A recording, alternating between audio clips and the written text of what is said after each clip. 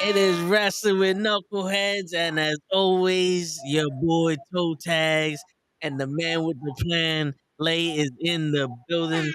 What's going on, Lay? How's everything with you, brother? Nothing much, man. Just chilling, man. Enjoying myself. Being out of work.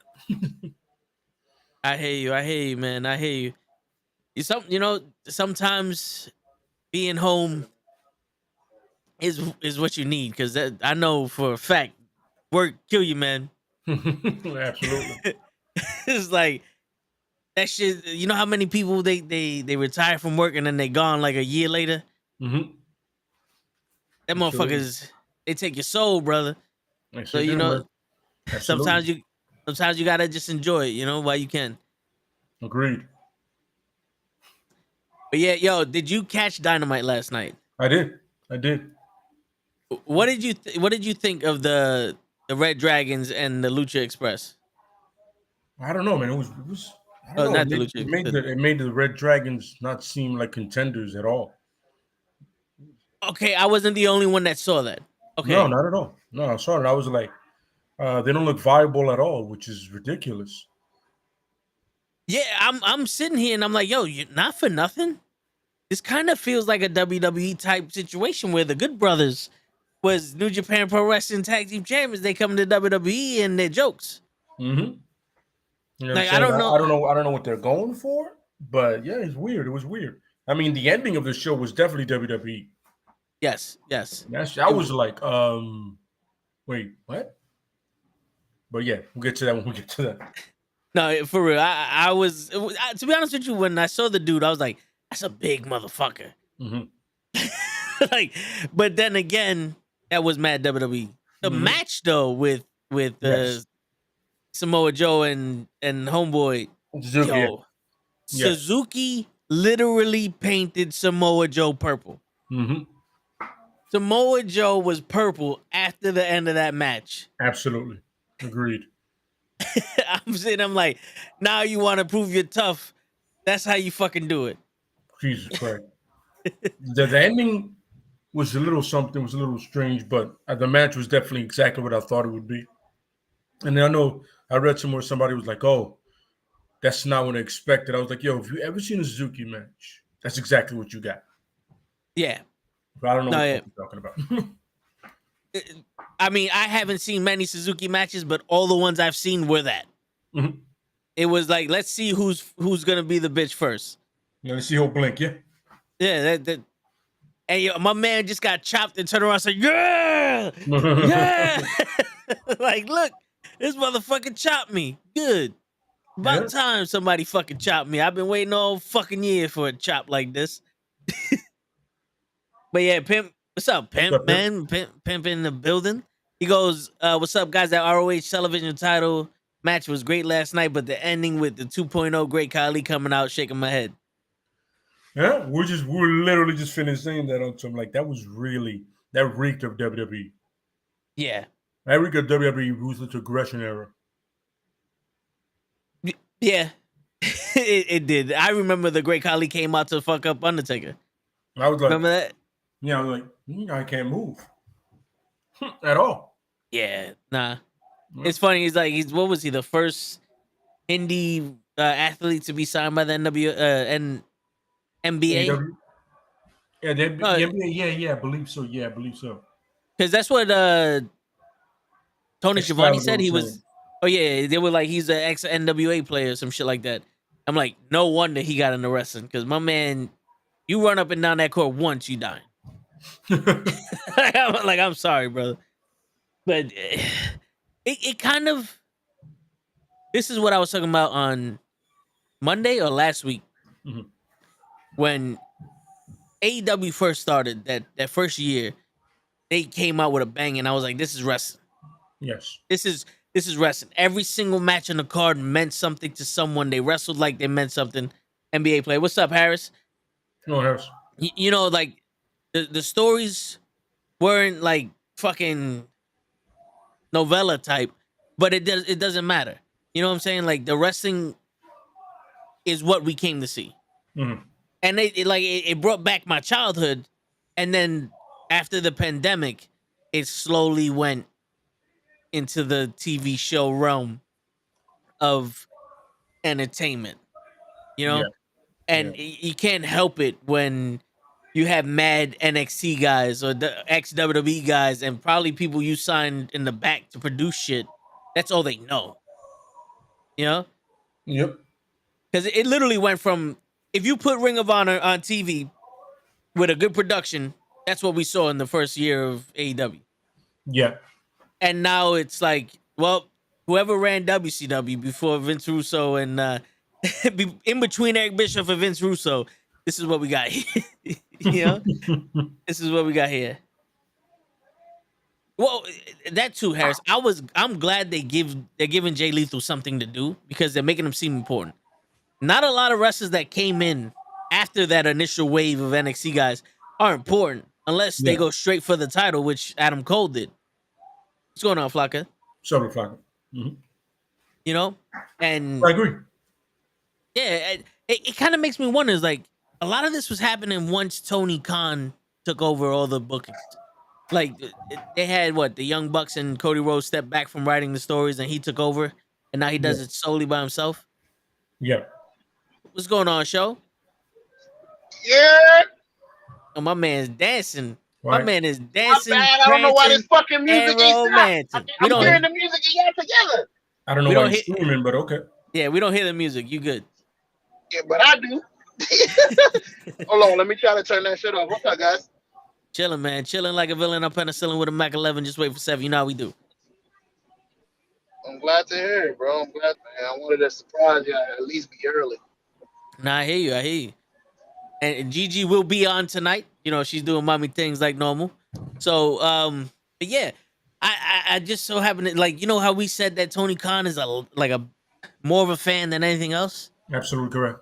It's almost like he's trying to bring up the old storytelling, but that old storytelling is the like attitude era or ruthless aggression era. Absolutely correct. Yep. And you know, those stories are told once and they're all right. After a while, it's like, all right, bro, you know, we get what movie you reference all the time. you know, Absolutely correct. Yes. you know, 100%. Like, yo, we seen this already. yeah. You know, Right. not for nothing.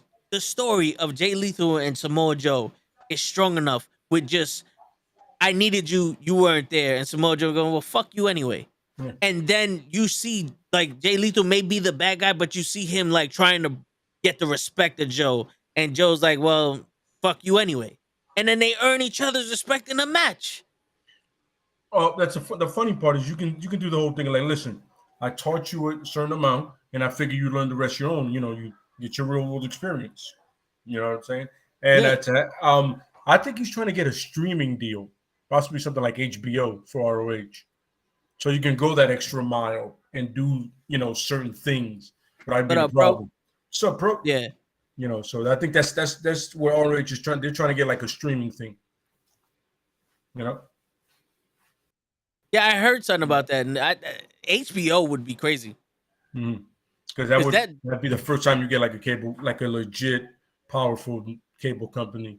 They're also like, yo, we got you guys.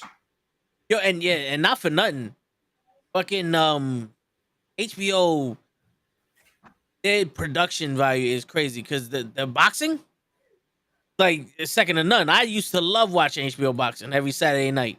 Mm-hmm. And then when they stopped that shit, it's like, damn, we gotta watch Showtime now. It was like the other day I was like, I was watching Showtime just randomly, and I was like, oh, this is ass. Yeah. Like the format and everything they do. This I was like, this is just pure trash. You know what I mean? Yeah. It was weird. I was like, when I was younger, I used to watch Showtime. It's one of the premier channels all the time. Not anymore. Nope. Mm-hmm. You was watching Showtime after 12, huh? Woo! It got real funky after 12 o'clock. You mean HBO did? Oh shit! You see, you know too much. That was a fucking test. You're talking about Skinemax. You a fool! That's what you're talking about. You talking about that Skinemax. That was Cinemax after 12. Shit. I ain't gonna lie, that was my shit. They had their soft core. Yeah. where them fucking was just like doing dancing topless. They were literally just they Well, literally that's did just the a mambo. massage. Yeah, That's a massage on them massaging each other. yeah. Yeah. See, when a man and a woman love each other. Shit, Yeah, but yeah, man. That tag team match, even though it was good, the Jurassic Express it and the was. Red Dragon, It really yeah, didn't make it did no our Red favors. Dragon look like they're formidable or like they're contenders. Yeah, You know what because I'm saying? because not for nothing, I remember them wrestling the Authors of Pain and even FTR in NXT, and those were fucking phenomenal matches, man. Mm-hmm. I honestly thought going into this match, like going into AEW, these guys would be a top tag team. Absolutely. They don't have to beat Jurassic Express, but don't look like a bunch of idiots. They're looking Agreed. like patsies right now. They look like if they went to the main roster on Raw. Yep. Absolutely. You know what I'm saying? With the history they have and the pedigree and everything they've accomplished, you're like, really? I mean, for the love of God, Kyle O'Reilly was getting a main event push at NXT for the title. Yeah, Just yeah, remember that. You know what I'm saying? And he's in the Owen Hart Classic. yeah. Forgot who he's wrestling, but he's in it. The only match I think they actually announced, like in the brackets, is Tony Storm and the one No, but that's for the with Britt men, Baker. they announced Kyle O'Reilly versus somebody. I just forget who it is. Like in the bracket, or is it a qualifying match? Qualifying match. I'm sorry, but it's Oh, still they okay. announced him No, against no, somebody. I yeah, forgot who yeah, it was. yeah. Shit, I gotta look that up. But yeah, man. All right. Real quick before we go on to the rest of the AEW Dynamite show, because that's the only wrestling show we got during the week. Um, they're having a Texas Death Match on Friday. Mm-hmm. You fool! A Texas Death Match on Friday, and then Saturday Battle for the Belts. Mm-hmm. Why wouldn't you have your title be defended on Battle for the Belts? That's exactly what I'm thinking, bro. Like, I know you need viewers for Rampage, but you literally named an event Battle for the Belts, and that world title has not been on that shit once. I think it was just a woman. It should be called Women Battling for Their Belt. Battle at for this some belt. Yeah. Battle for some belts. Yeah, I agree. Yeah, I don't know. I mean, it's a weird setup, especially like if you would have put Battle on the belts the next weekend or 2 weekends down, then I would understood. But one after the other, I'm like, Yeah. I understand you want to lock up that weekend, but not too many people are that committed.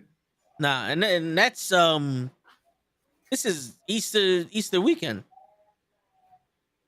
Yo, Samoa Okay. Joe and Keith Lee in a tag team. Yes.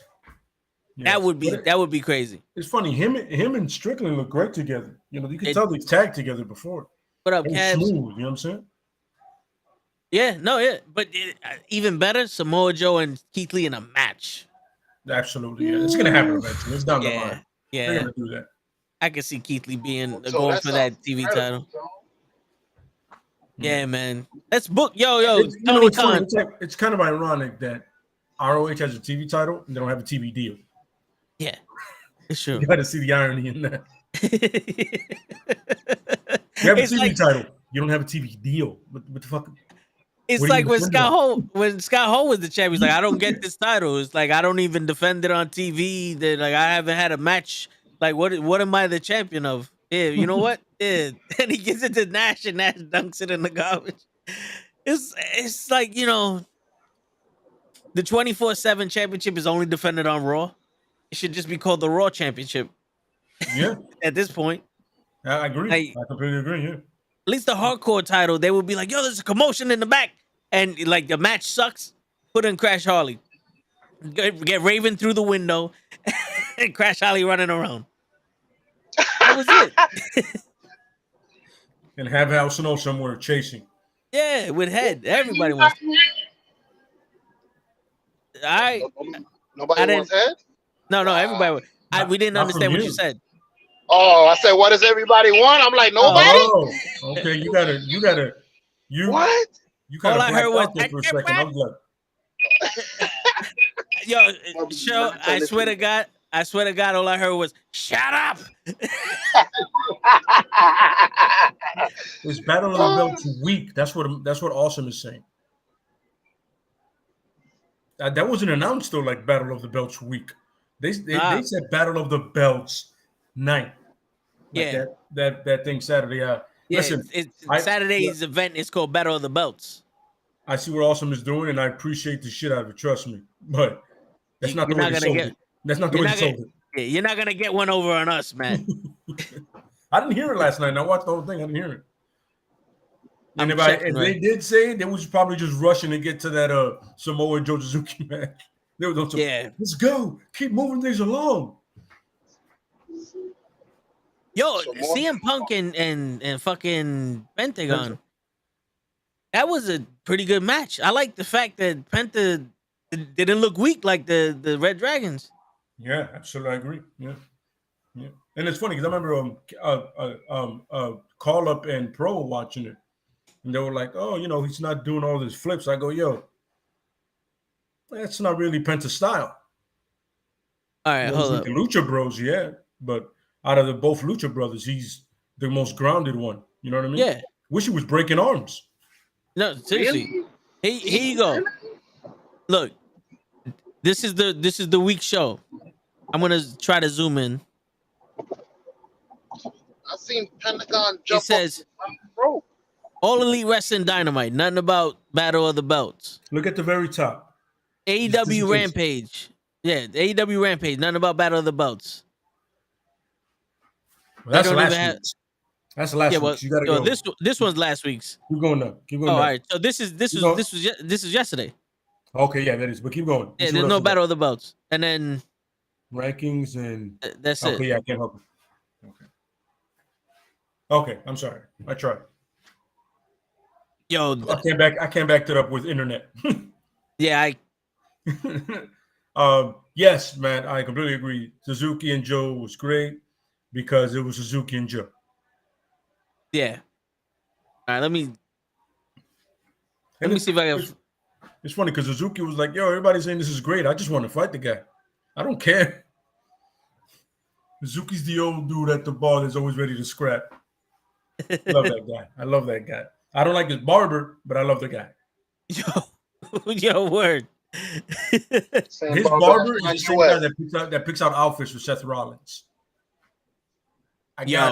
Same guy. I get, yeah. Yo, they don't even mention Battle of the Belts on their website. I guess it was a thing that they just said in saying it, kind of like to link things up. It makes sense. Somebody read a tweet on some. Yo, they're like, why isn't the world champ on Battle of the Belts? Let's make it the whole week. Oh, see, look, here you go right here. Battle of the Belts 2. Fuck me. There's no. What, you getting pulled over, Sean?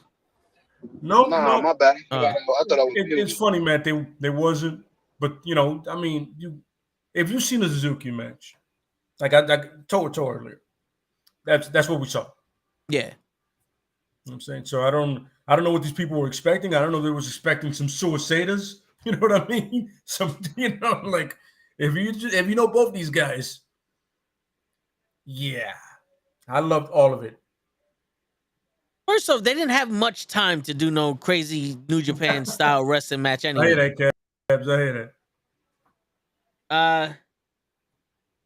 I'm like, what they wanted I saw that one. But they didn't have much time on that show for them to have a New Japan Pro style wrestling match anyway. Here's the thing. I think the certain matches, like for me, I appreciated the Hobbs and Keith Lee match and all that, and having the hometown boy there. But I feel like that should have really either opened up or been the third match, to be honest with you. Yeah. You know what I'm saying? So that way you give Suzuki and them, you give them all that time. You give them another solid half an hour, and they can give you the 10 minutes, and they give you those 3 phases of a usual New Japan kind of match. Yeah. You know what I mean? But for what we got. Yeah. Was violent and brutal. Yeah.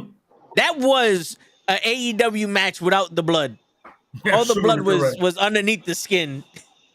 Blood vessels were done. Oh yeah, Samoa Joe is still in that ice bath. Samoa Joe got to the back and said, "You saw when the dude put his foot on him, and Samoa Joe kind of at the end Yeah. off me. He's like, "Yo, you're stepping on my nuts, bro." Get off me. You see him also. He's like, "Yo, I just want to get back and put ice on his chest. I'm done." Yo, my man, Samoa Joe went from being white to purple in that match. And I'm not even fucking with you. No, He was legit purple.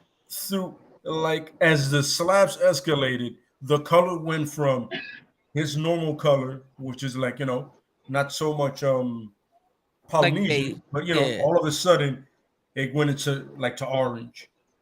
Yeah. Then to like pink, red, and then it just said purple. It just shot all the way up. All the blood started coming.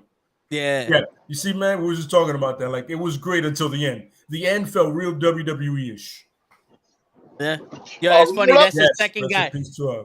Yes. That's the second guy that said the Great Khali 2.0. Yeah, exactly. That's everybody's name for the dude. So but he can move. That's true. Oh, Khali 2.0. No, but this is pay attention. This is another guy, but listen, he was moving faster than some grandmother's walking, so he can move. Yeah. The Great Khali student. I honestly didn't like the debut. I give it a negative 75 because it took away from a great match. Yeah. You know what I mean? Not for nothing. I think that dude would have did way better if he debuted with MJF instead of for if he would have been the MJF's answer to Wardlow. You're right. That's absolutely correct. Like, yo, I would have preferred Brian Cage, because that would have made a lot of sense because he's already there. Yeah. So I'm like, I got somebody bigger and badder than you. Makes sense. And then MJF can talk for him.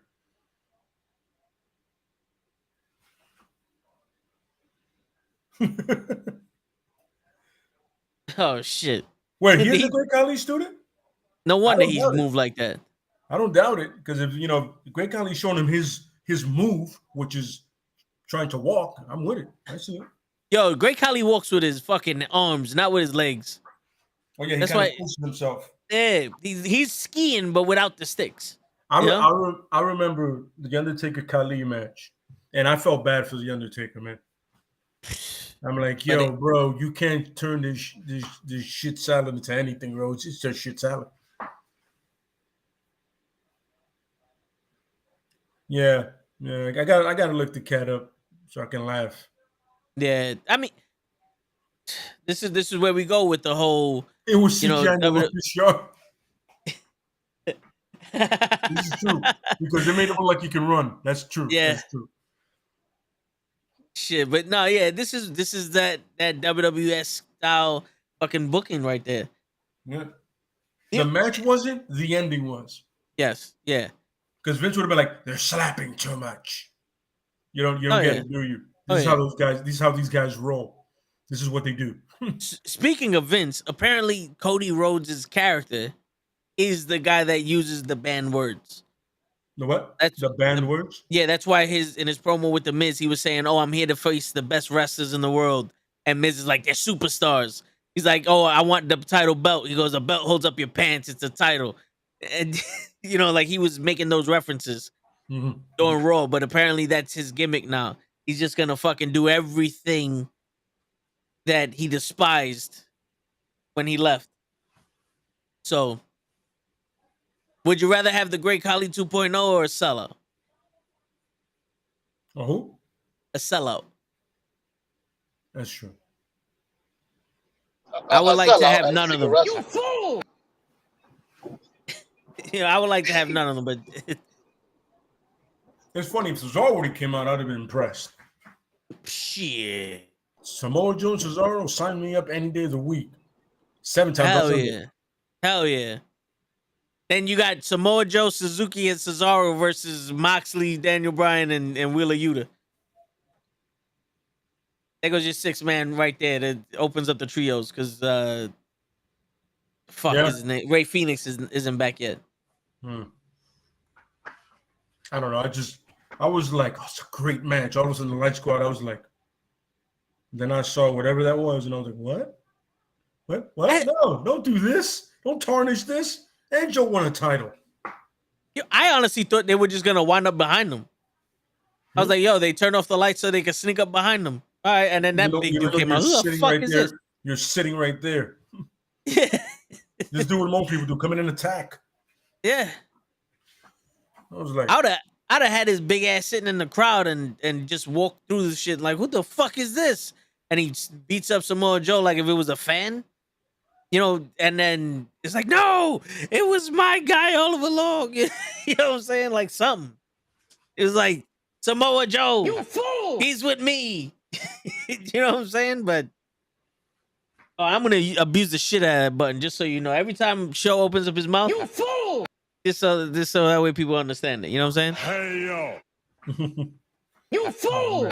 I didn't like it. Like it was a good. Dynamite was pretty good, and the only thing I didn't like is the milking of this Hook thing. You know what I mean? And like everybody, Hook, and I'm like, get him a proper feud, and I'll be impressed. That's a problem. Yeah. See, remember the same thing I said about WB? There's so much sizzle, but I don't see none cooking right now, dogs. Yeah. With all due respect, I don't people Hook. I'm like, do you know who really benefited last night that I was like super impressed with? And it was like it was the littlest fucking thing. Taz. Yeah. Taz walked out like he was ECW Taz and just stood there, didn't say a fucking word, grabbed my man's leg and cost him the match. And I was like, that's the Taz I know. That's the fucking Taz I know. Well, with the House of Black, the real House of Black, not what they have over in WWE, the House of Purple, the House of Black, you have to start getting them either tag titles or some kind of title. They have to start instead either that or just start randomly destroying fractions. You know what I'm saying? Because there's a reason you got 3 guys. You need 2 guys going to be a tag team.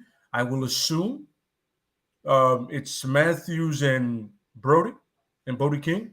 Then with Malachi, the TV title or the world title. That's it. There's no other option for him. Yeah. You know what I'm saying? He's either going for the title or he's not. Because he should have in WWE, so fix that problem they have.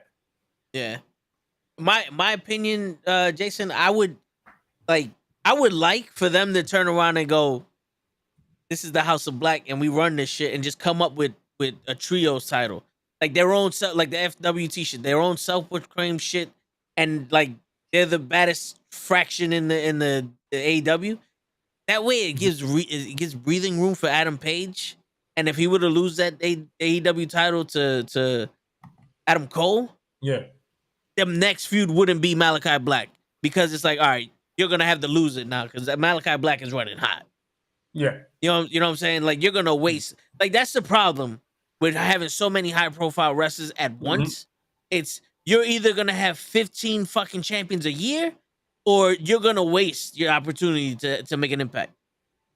Like, the fact that Keith Lee is nowhere near that AEW championship is good for Keith Lee. But because they would have just... Yeah. No, but what I'm saying is you have to do the same thing you did with like a Keith Lee or somebody else that's higher ranking. You have to do what you did with CM Punk and Bryan Danielson. You have to keep him away from the title, and then eventually, like after a year, you do that. It can't be instantly you come in title shot. It'd be like, my man, you leapfrog in the 4 pillows that were here before you, and that's not a good look. You know, and the rankings. Yeah, I mean, the dude that had no wins gets a title shot right away. What kind of Brock Lesnar the UFC shit is that? Yeah. Yeah, I'm gonna give him a world title shot. What has he done? Nothing. Jack shit. Not in this company. Yeah. He's 0-0. Yeah. Oh, when he was in WrestleMania, that's not your company, though. You know what I mean? Yeah. If you're gonna make that, and that's another thing. We said it before. I'm gonna say it till I'm blue in the face like SmackDown sign. Make that ranking system matter. Yeah, like it used to. Yeah. You know what I'm saying? First of all, Scorpio Sky hasn't wrestled anybody in a minute. Put him in a match somewhere. But he hasn't lost too, so you know what I mean? You know what I'm saying? Please put him in a match somewhere. Absolutely. I mean, Yo, he's gonna wrestle Sammy at Battle of the Belts. 2. Yeah, The third one is silent. The third one is silent, yeah, because the third one was the one this whole week apparently. That's when the other Battle of the Belts, whatever. You know what I mean? The Battle of the Tough Guys. The Battle of the Tough Guys. The tough guys. Yeah, but you know what I mean? But definitely make that ranking system matter. You know what I mean? And you know what's funny? Whoever beat Cody, you can even put an asterisk to it, like, oh, we don't know about that win. Just a little, you know? Yeah. Well, I beat somebody really important that used to be here. Asterisk. Yeah. You know what I mean? I mean, that's just being petty and stupid, but it's hilarious to me. Definitely. Yo, and yo, not for nothing. I would love, well, Jay Lethal versus Samoa Joe is awesome. Oh, but yeah. Jay Lethal versus Scorpion Sky. Oh, yeah. That TNT title. That would have been something crazy.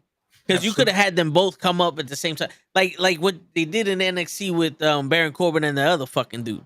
Like, Jay Lethal wins a match, Scorpio Sky's the next match. He wins his match. Yeah. You know what I'm saying? It's like, yo, we're going to go back to back and we're both going to win. And it's going to be the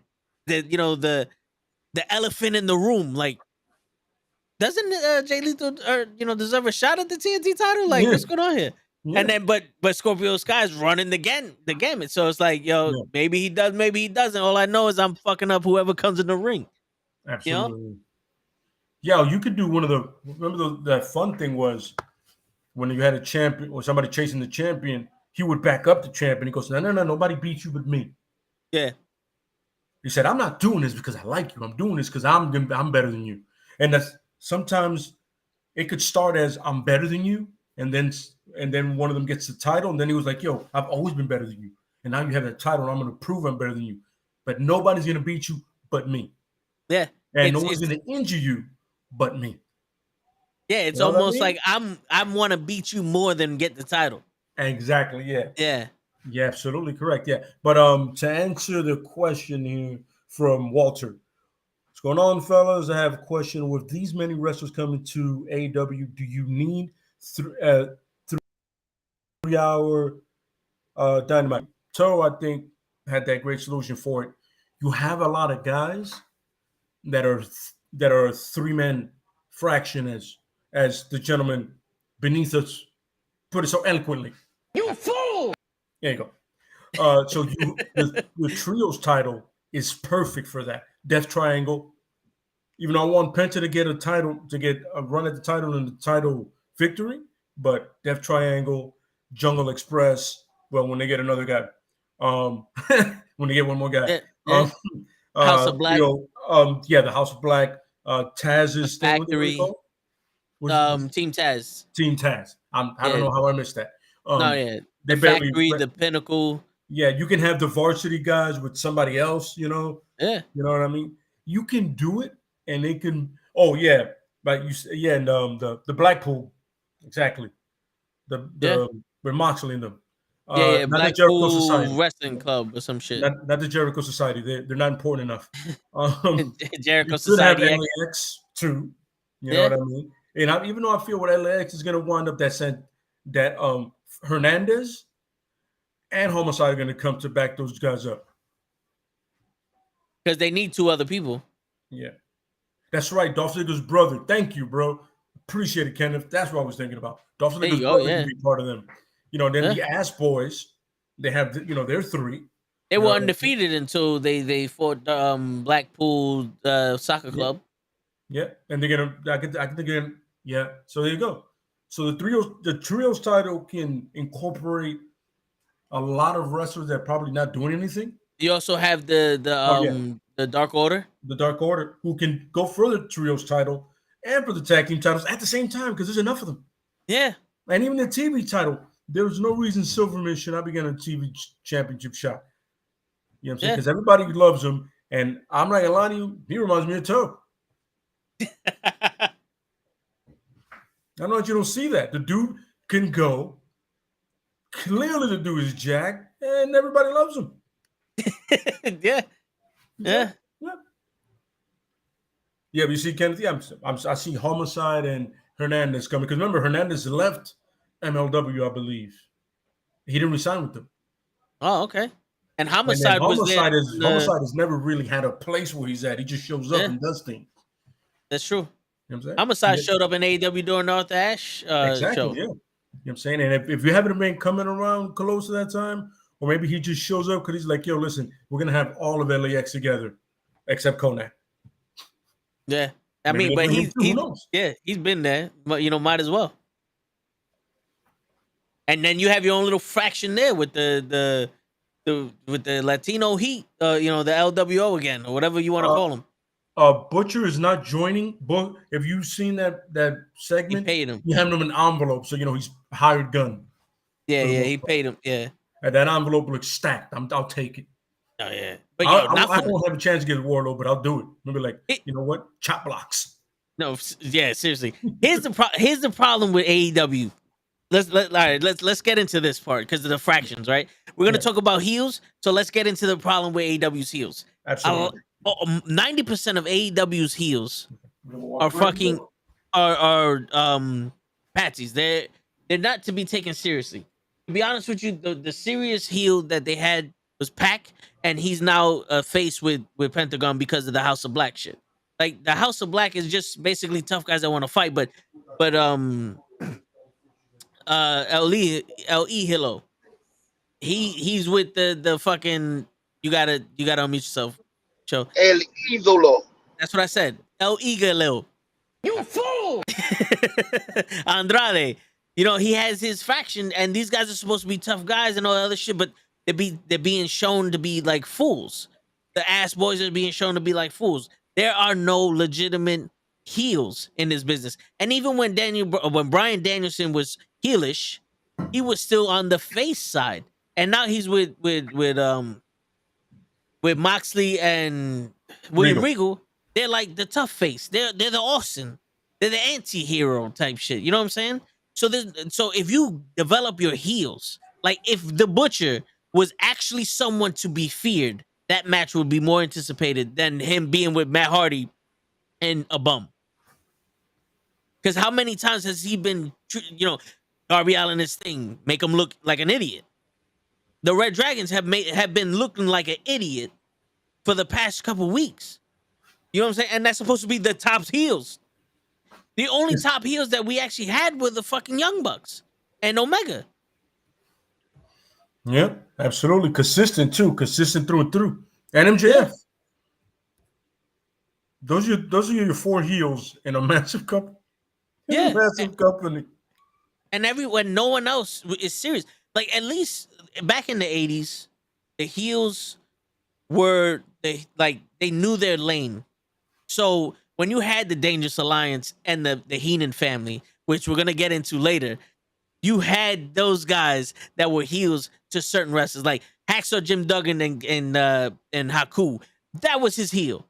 You know what I'm saying? Andre the Giant and Hogan, that was his heel. You never saw Dino Bravo going up against somebody like the Ultimate Warrior looking like a fucking fool every week.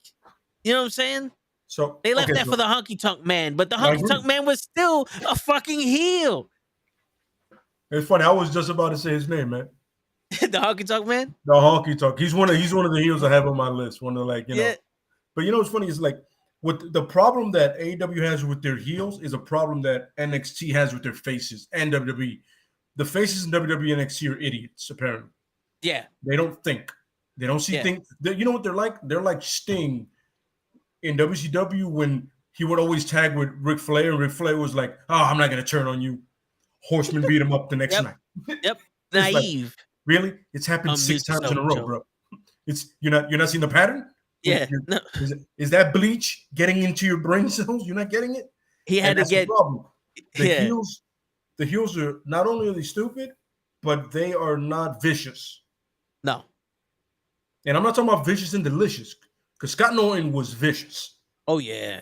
He's not talking about Sid Vicious either. Yeah, no. I'm talking about these people. There's no rage, there's no anger. There's, you know what I'm saying? Yeah. When a heel went heel. It was an assault. Chairs Yep. were blood. Everything was done. You know what I'm Yep. saying? Leave somebody bleeding in lane. Now the heels are on some. I'm gonna call you a name and bait you into a match because I challenge your manhood. That's fantastic. Who have you beaten lately? Yeah. You And know then, yeah. all right. So let's put it this way: the $1 Million Man was a heel. What did he do? He paid people to try to take out Hogan and get that title. Absolutely. Andre the Giant. That's Yeah, where Andre the used- Giant and his wealth. Yeah, and his wealth. Absolutely. But when he wrestled Hogan, he stood up like he gave Hogan the business, but lost. Absolutely. So when you made him look like a fool when he faced Virgil, which in the WCW his name was Vincent in the NWO, just in case if you know him as Vincent from the NWO. Yeah, they made it started up as Virgil. Yeah, and by the way, a very athletic guy. Oh yeah, forget that. Oh yeah, they made him look like a fool against Virgil. But let's paint the picture.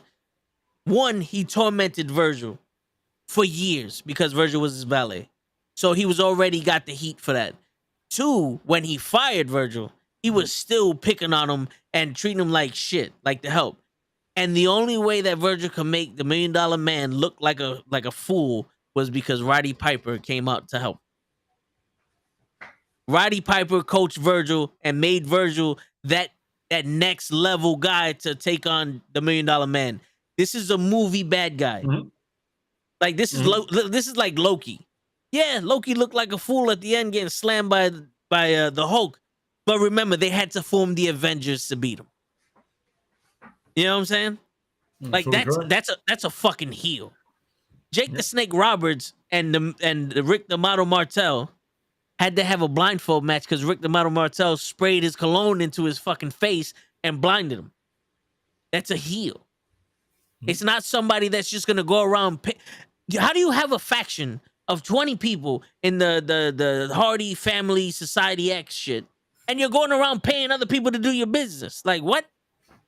The NWO literally beat the shit out of everybody and lawn darted Rey Mysterio into the production truck. They didn't hire no one to do that. They did it themselves. Awesome. That was awesome. They did it themselves.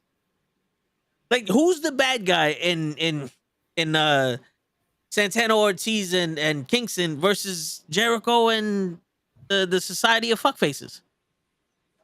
No one knows, because one, on site doesn't mean I'm gonna yell at you when I see you. On site means there's no talking. Hands are thrown. Yeah. On site is Samoa Joe and Suzuki. Yes. Because Eddie Kingston goes, I told you on site. Nah, nigga, you within 15 feet of him. Get out the car and fuck him up.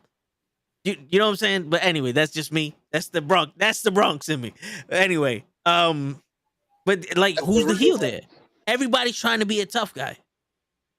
It's really not appealing when everybody's the same. You know? Because like even in the streets, like, nah, this nigga's talking mad. He needs to get his ass kicked. And then when you see, it's like, ooh, he gonna get his shit. But if he held his own, you're like, oh, wait a minute. You know what I'm saying? Like, absolutely. Like, all right, look, here's everybody in the chat. If you could so politely answer me, who do you think is the absolute top heel in AEW? Just say it, whoever it is. And is this a heel you're actually afraid of? Like, if you met you're like, I don't want to mess with that, because that's essentially a heel's heel. Yeah, I want no part of this person. You know what I mean? That's the Undertaker. Yeah, that's the Undertaker. That's your Brock. You know what I'm saying? That's those people. Like, yo, I want no parts of this man. Yeah, Malachi Black when he first turned heel. Yes. Yeah. Completely understand. You know what I mean? Yeah. You know what I mean? It's like they're not fools. You know what I mean? Yeah. And not for nothing, if you're gonna be a Renaissance man in wrestling, do it in the Golden Age. Yeah. You know what I'm saying? Like, you don't need to have an Ultimate Warrior run down the ring, but at least still, the Ultimate Warrior had a story when he wrestled the Macho Man for the career. When like the Macho Man and Ricky the Dragon Steamboat had a story in a legendary man. Like, the wrestlers in AEW, well, the wrestlers in WWE also, but specifically AEW. The wrestlers in AEW can put on a 5-star match in any position on that card. We don't need that strong of a story for every match. Absolutely. Like Wardlow and Absolute MJF, correct, yes. Mm. Wardlow and MJF, yes, because that's long-term storytelling. Omega and Adam Cole, yeah, maybe, because Omega left, Adam Cole took over the Mhm. Young Bucks and all that other shit, and he wants his shit back. Maybe it's like the Guardians of the Galaxy shit. Like we all know who the leader is. Oh yeah, you're the leader. You know what I'm saying? It's like some shit like that. Yeah, But yeah. but yeah, like Penta and Malachi Black. That's a good short-term story. You got Penta to change because Ray Phoenix isn't there, so he adopted his style to be a singles competitor. But when Mhm. Ray Phoenix comes back, now you got to tag team again. You Absolutely. know, Samoa Joe. I don't know why he's the baby face. You know what I'm saying? Like in all honesty, he should be the bad guy in this. Like that fucking Great Khali or the not so great Khali should have been with MJF and let Samoa Joe beat up Jay Lethal and Sanjay Dutt is in the middle of it. Like he's their friend from ROH. He's like, yo, what the fuck? Like this isn't supposed to happen. And Samoa Joe's like, I'm nobody's babysitter. And Yep. and Jay Lethal will be like, I didn't need you to babysit me, motherfucker. I just asked for advice. And then now this is a fucking fight of passion Mhm. because now it's personal. And what do we we love personal shit. We love when it's real. Mhm. Mhm. That's And a problem with a lot of storylines now. It's either a really stupid reason for them not liking each other. It's not just I just don't like you. yeah, Like you run into people every day of your life. You work with people every day of your life that you just don't like them. They've done nothing. You just don't like the person. I don't like your face. I don't like the way you walk. I don't like I your don't attitude. I don't like the way you talk, son. I don't You're like the way you open up the loud. You door. ignorant. You obnoxious. It's just so many things that you can easily be on some. You know what I mean? I don't like you. And what happens a lot of time when two guys don't like each other? They put them in a tag team. We've seen that. Too many times. Let them beat the out of each other just because they don't like each other. Yeah. That's it. I don't like you. I don't have a title, but I'm letting you know I don't like you. I don't like your face. I don't like anything about you, son. Personal, like you said, personal beef is always fun. Oh yeah. You can all That's relate. why. That's why Eddie Kingston's last three fucking storylines were the most anticipated matches of the night. Yeah. With CM Punk, with Jericho, with fucking Moxley. Mm-hmm. Like all that shit was personal to him. But now they generated some fake shit and they went from the personal to now it's a show. Because he had something personal. He didn't have anything personal with Jericho. Ortiz and Santana had something personal with Jericho. And Yep. now they took the personal shit, the real shit out of it, and they made it a spectacle. Yep. And I get the whole I'm a sports entertainer thing, but I honestly think that story would have been a lot like more real if Jericho would have been like, I tried to make you guys fucking tag team champions, but you couldn't get out of this independent shit. We're on TV now. You have to be a certain way to get these fans' attention and to get a title. And then they go, but we're not sports Absolutely. entertainers, motherfucker. We're wrestlers. And then this whole, what's his name with Jericho, the only fucking guy that could wrestle. He was Hager? with 2.0. He was with 2.0. Not Hager. The I don't. Garcia. Oh, Garcia. I thought you Yeah. meant 1 or 2.0, you guys, because Oh I don't no know no no any no. of their names. When Garcia goes, I'm a sports entertainer. It sounds like him going, I'm gonna take advantage of the fact that I'm with Jericho. Mm-hmm. You know what I'm saying? Because if it would have been Jericho going, I tried to put you there, you just couldn't. You couldn't handle what it took to be the top level tag team. And then fucking Santana Ortiz going, no, motherfucker, we're gonna do it our way because we ain't fake like a sports entertainer. And then Garcia going, well, you know what? I'm gonna take that shit and I'm gonna run with it because I want to be the best. And if I got to do this to be the best, then that's what I'm gonna do. And that would have been a realer storyline. Agreed, dude. Yeah. But you just have the Nasty Boys coming up wearing suits now with Jericho. You know what I'm saying? I didn't even think about it that way. That's good. That's true. No, it's very true. Holy shit, I didn't think about it that way. That's very true. Oh man. Yeah, I agree. Yeah, it just first of all, the name is dumb. Yeah. Jericho, Ass Liquor Society, whatever they do. You know what I mean? Yeah. Whatever thing. You're like, and then I think the randomness of everybody in it, except for Jake Hager. I'm like, nothing about Danny Garcia says everybody else in that group. You know what I Yeah. mean? He doesn't He's fit looking that. like Butch. Yeah. Yeah. You know what I'm saying? Pretty much. They just butched the shit out of him, all puns intended. Oh yeah. You know, like, yeah, we're gonna put you somewhere that you do not seem comfortable in. You know, to be honest with you, I would have had, if you would have put Garcia with, I can't tell you which two because off the top of my head, I just can't think of anybody. But Garcia with two other people, and him going, "Yo, fuck your Black House wrestling shit."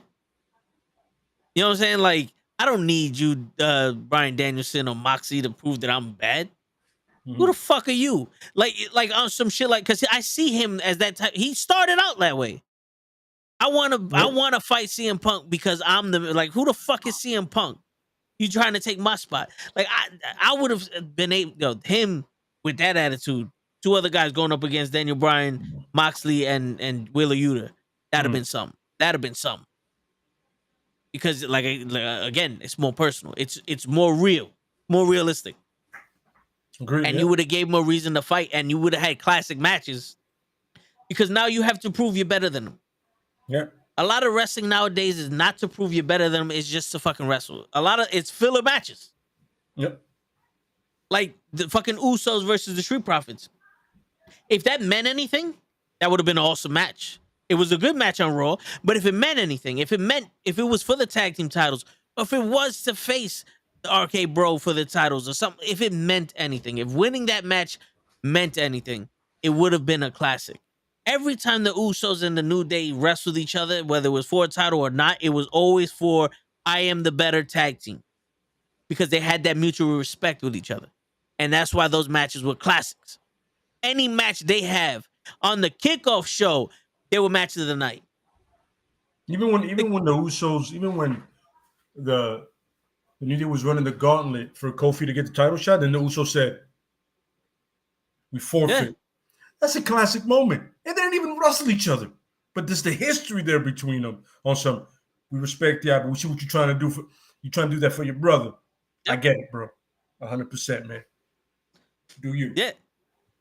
Because that match meant nothing. It meant nothing but holding them back and saying, nah, we don't do that here. They're just trying to put us in your way. Yep. Ain't no title on the line, nothing. This is pointless, man. Yep. That's Oos. We ain't gonna hold back a Oos. Mm-hmm. And Uso and Samoa means brother. So just in case anybody didn't know that. Because you hear it all the time. Well, Us and that's just term demon. You know what I'm saying? Yeah, it's not like their last names or none of that shit. It's just it means that's why they call everybody Oos. Hey, what's up, Oos? You know what I'm saying? But yeah, like that. See, I don't want to sit here and go, you should pay us to do this, but there should be a fucking guy that doesn't say yes. You know what I'm saying? Like a lot of the times I give ideas and I ask questions to people about the shows that we do or the thumbnails we do. Not for that's just dope. If it's dope, it's dope. But most of the time it's for, why don't you try this? You know what I'm saying? Or I don't like how that look. That don't look right. That's what I'm looking for. Because I can only see what I put down. And what I put down seemed like it works. But if it doesn't, you need somebody that's gonna tell you it doesn't.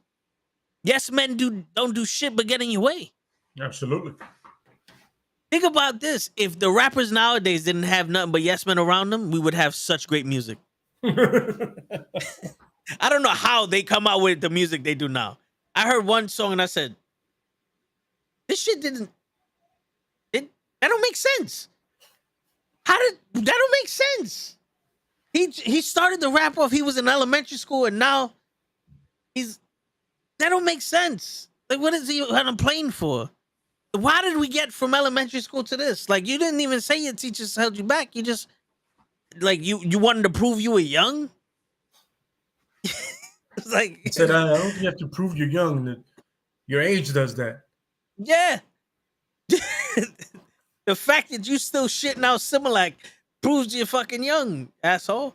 Yep. But yeah, You know what I'm saying? Like, don't reinvent the wheel, but don't fucking make tires that don't have fucking shit for hydroplaning either. You know what I'm saying? Like, Yeah, there's a don't make it difficult. Just yeah, go. Sometimes you just gotta just go. yeah, You know what I mean? Yeah. Agreed. 100%, man. Yeah, I don't. That's the thing is, it's funny, and it correlates perfectly to the episode. In order to have something interesting, the villain has to be very interesting. yep. Perfect example, and it's funny because Gigi Gigi put posted up that. that quote, Yep. yeah, that it's a Hitchcock quote that if there's no great villain, then the picture won't be great. And if you think about it, Die Hard Hans Gruber, great villain, great movie, right? Yep. I mean, it's got the crap, you know what I mean? That's like the perfect example ever.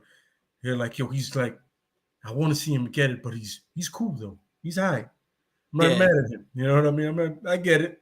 He's pretty smooth too. It's fun. You know what I mean? Even Die Hard with a Vengeance, Jeremy Irons, you're still like, it's just a voice, but it's weird, bro. I'm like, Yeah. he's doing his thing.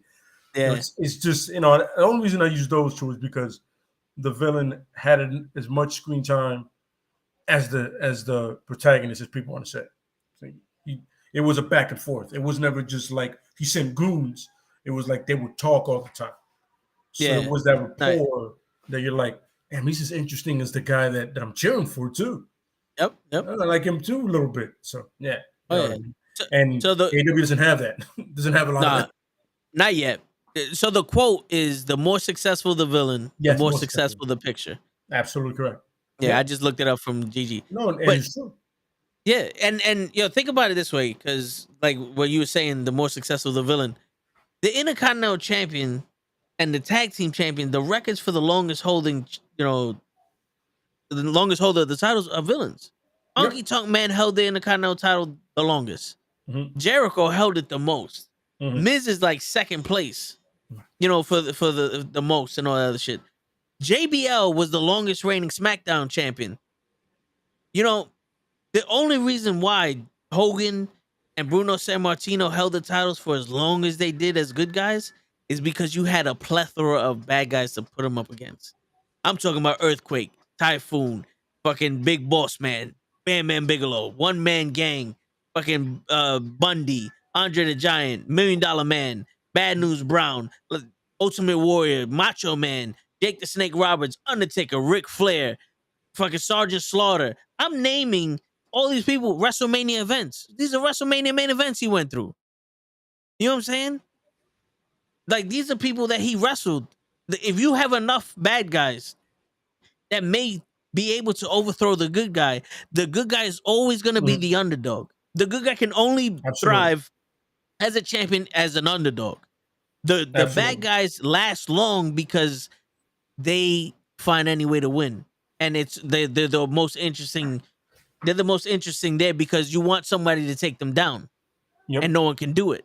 It's easy to sell the story of no one can take this guy down because he's a cheater or whatever. He's gonna do whatever it takes to win. Like, who's good enough to face Roman Reigns right now? That's the story. But if fucking Drew McIntyre was the champion, we'd be like, yo, get this shit off this man already. Because how many times would he have wrestled Bobby Lashley again? Like, him and Bobby Lashley wrestled 8 times in a fucking week.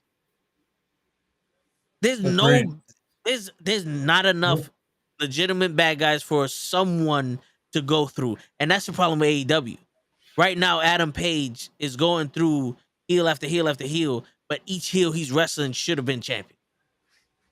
Like, he never went, like, besides the Murder Hawk, he never had that run where he was like, yo, this guy can legitimate, like, he never had the Pac and Orange Cassidy triple threat match.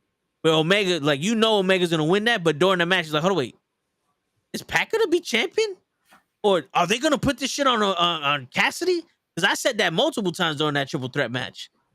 Like, I don't know if that's a testament to Omega, but that's what we needed. Because if Omega never lost that title, we would still be like, he's one of the greatest champions in the world. We wouldn't be like, yo, get this shit off him. I'm tired of him. Because Omega can prove he's better than anybody you put him in the ring with. Yep. Roman, we want him off the title because he went through everybody. There's no one left. The same 6 people you always use, they're done. Yep. You didn't build up anybody else. You wrestle Roman, it's gonna be out of nowhere. Yep. And someone sent me a post that they're about to do a European tour, and it was Roman and Drew McIntyre. So Drew McIntyre might be the next guy for Roman. That's not interesting. Not at all. You know, like, but that's why Roman's the hottest thing right now, is because he's a heel. If he was a face, we would have been like, yo, get the fuck out of here. And fucking the biggest thing also was the Fiend. The Fiend was a heel. But the Fiend made sense what he did. Absolutely. You know, like, the Fiend is the closest we'll get to another Kane. If you want, because yo, let's just say this shit right now. Kane is one of the greatest characters ever written in WWE in wrestling.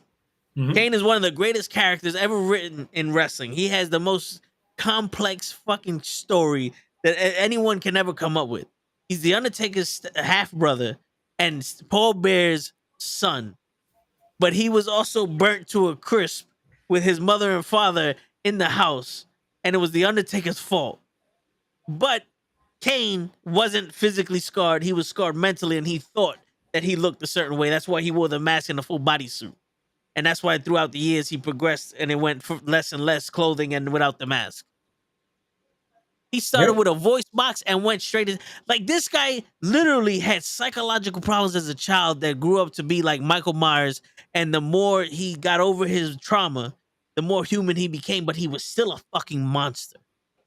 That's a wrestler, ladies and gentlemen. You see that shit in movies. Completely agree. Yeah, that's it. Yeah. And then he really evolved as a character. Yes. So he came out with charisma. I mean, Canaanites. You would have told me the dude that came out in Bad Blood, right? Or I'm sorry, the when they did that cage, the first time they did No, it was the Bad Hell in a Blood. Cell, the Hell in a Cell. It was in Bad Blood, though. It was That bad. pay-per-view. Yeah. Yeah. And you would have told me that dude would have one day say thousands of Canaanites, and the Rock goes, the hell's a Canaanite?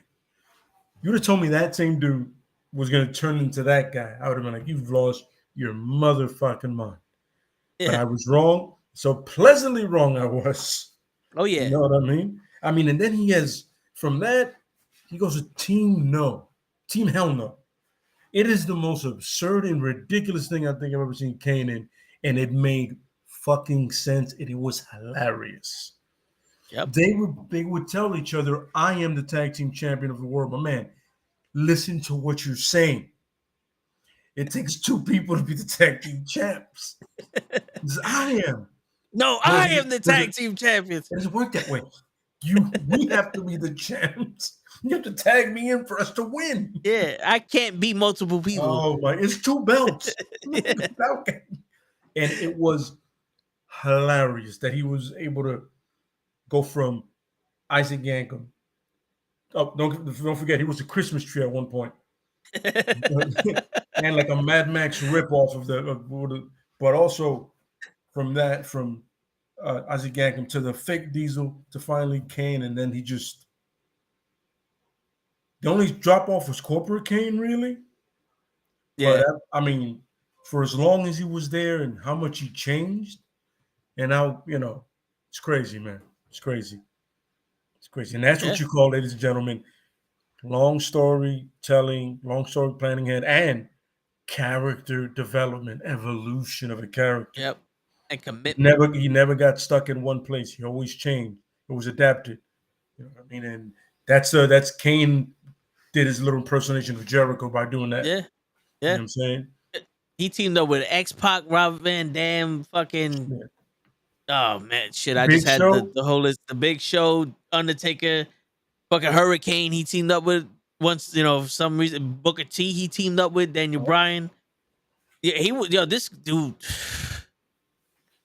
Like, if you want to talk about somebody that, like, you know how me and Kenny was like, the Miz is reliable. You want to talk about somebody go in there and do something?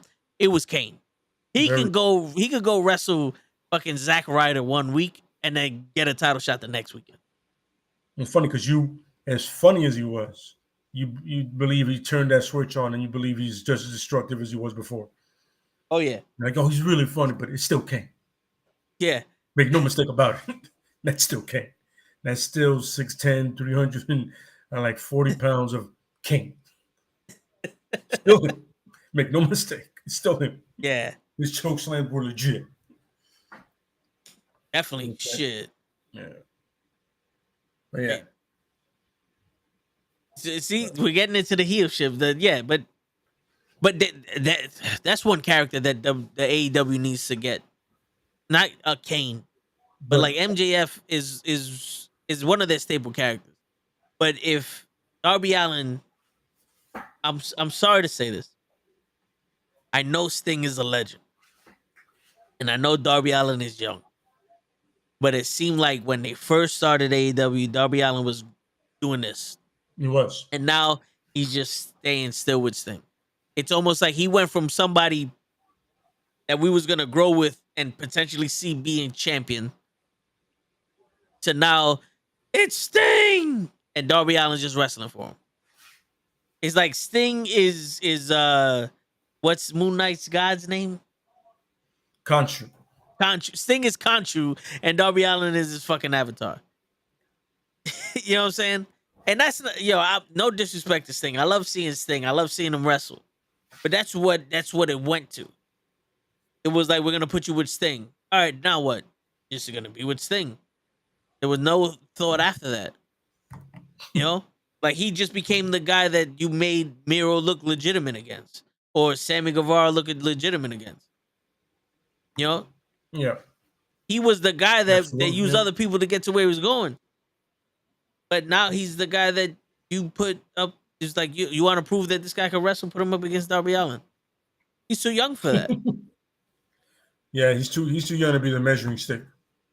Yeah. Yep. I agree. I'm saying, it's funny. You're right. He was in an upward trajectory, and I'm like, kept thinking he's going to get a title shot sometime eventually. I'm saying, yo, Kenny Omega and Darby Allin would have been a fucking phenomenal match. Absolutely, I agree. But then again, it's like we're gonna ask the question, like for the 20 millionth time, with that being considered, did AEW make a mistake by purchasing all those wrestlers? Absolutely. You know, it was a moment that we thought that they were going to slow down, and then Keith Lee came out. I was like, well, there goes that idea. Yeah. we clearly were wrong. Yeah. No, seriously, yeah. Shit, dude. It's like, all right, you're going to slow down. You're going to start developing younger guys. You're going to bring them up. Keith Lee. Wow, good call. And now, then listen, I'm happy to see Keith Lee. I really am. Yeah. But they could have waited on that. He could have done some indie stuff. Yeah. Yeah. There you go. What do you want? Or what you could do is have what you could do is when you have someone like Keith Lee come in right after Adam Cole and Undisputed, why not just Adam Cole and Keith Lee are gonna go at it? Yeah. You know? So that way you don't have to sacrifice one of your original members or someone that you're trying to build up now to Keith Lee or to Adam Cole. Because it kind of looked like Adam Cole came in and they said, yo, Jungle Boy's the guy that can wrestle. Well, fuck it. It's a fantasy match. Adam Cole versus Jungle Boy. Throw it in there. You know, I appreciate the fucking the fantasy matches. Yo, we want to see X versus Y, you know, this, that, and the third. But that don't have to be the first match they have when they come into this company. You know, that could have been something they built up to. Like, after Adam Cole loses for the AEW title for the 18th time in a row, and he's no longer in contention, let him wrestle Jungle Boy. And that could be a way for Jungle Boy to move up to the title shot or something like that, you know? Agreed. Daniel Bryan and Omega, like, unless that was one of those, Daniel Bryan is a free agent, and Omega's talking shit like, oh, he's too afraid to come here, and then that's how they get Daniel Bryan in. And it's a grudge match, and the Forbidden Door, you know, caused Daniel Bryan to come in, and that's how you get Omega and Bryan to wrestle. They didn't need to wrestle the first night. Yes, people wanted to see it, but that doesn't mean you have to give it to them the first night. It's true. There was no build to it. It was just like, there you go. Yeah, and especially after that match and that little run, and then Daniel Bryan wrestling Adam Page after him winning the title, it's almost like you stole any steam that Adam Page would have had as the champion. And that's sad because Adam Page had a lot of momentum, but he doesn't have the world's greatest charisma. You can't do anything to really hinder Adam Page's run because he can't bounce back as I can't see it. Like The Rock in this situation would have bounced back and would have still been like, no, motherfucker, like Austin. Someone would have shown, like, no, I'm still the champion. Fuck all these other guys. Where it's like he's just sitting there going, all right, what line you want me to say? Libbity bibbity. Like he's one of those. Dude, you're preaching to the choir, bro. It's like the Big E thing, man. It's a hard position. They put him in a position where they didn't have anything for him. Yep. They did build the story for a year, which I appreciate, but almost 2 years. But like the climax, you're like, kind of fell flat. Yeah. Yeah. Yeah. They literally I would always say they disrespected Big E's run by doing what the fuck they did, and especially with Brock Lesnar. Like I get fucking you want to have Brock Lesnar versus Roman Reigns at WrestleMania. But did it have to be title for title? You know what I'm saying? Like did it really have to be title for title? Big E versus Bobby Lashley for the WWE Championship at WrestleMania main event. You want to take pride in having an all black female main event at WrestleMania. Why not have your first ever all black male main event for the WWE title at WrestleMania? Bobby Lashley and Big E. Agreed. And you could have had the New Day versus the Hurt Business. Like I don't understand. Like, what is the purpose of Roman Reigns being both champions right now? It's not benefiting Raw. He's not on Raw. It's not benefiting SmackDown because there's no one else on SmackDown but him. Bobby is MVP. Word. What up, Luck? But yeah, there's no benefit to him being double champion unless they're gonna merge the companies together, Raw and SmackDown. But that's gonna take time any fucking way. And now that he's hurt, they're probably hiding the fact that he's hurt. And this will be the second person in a row that Brock Lesnar got hurt. So now what? Roman Reigns is blah. Sorry, not sorry. You gotta talk to this guy right here, Lucky.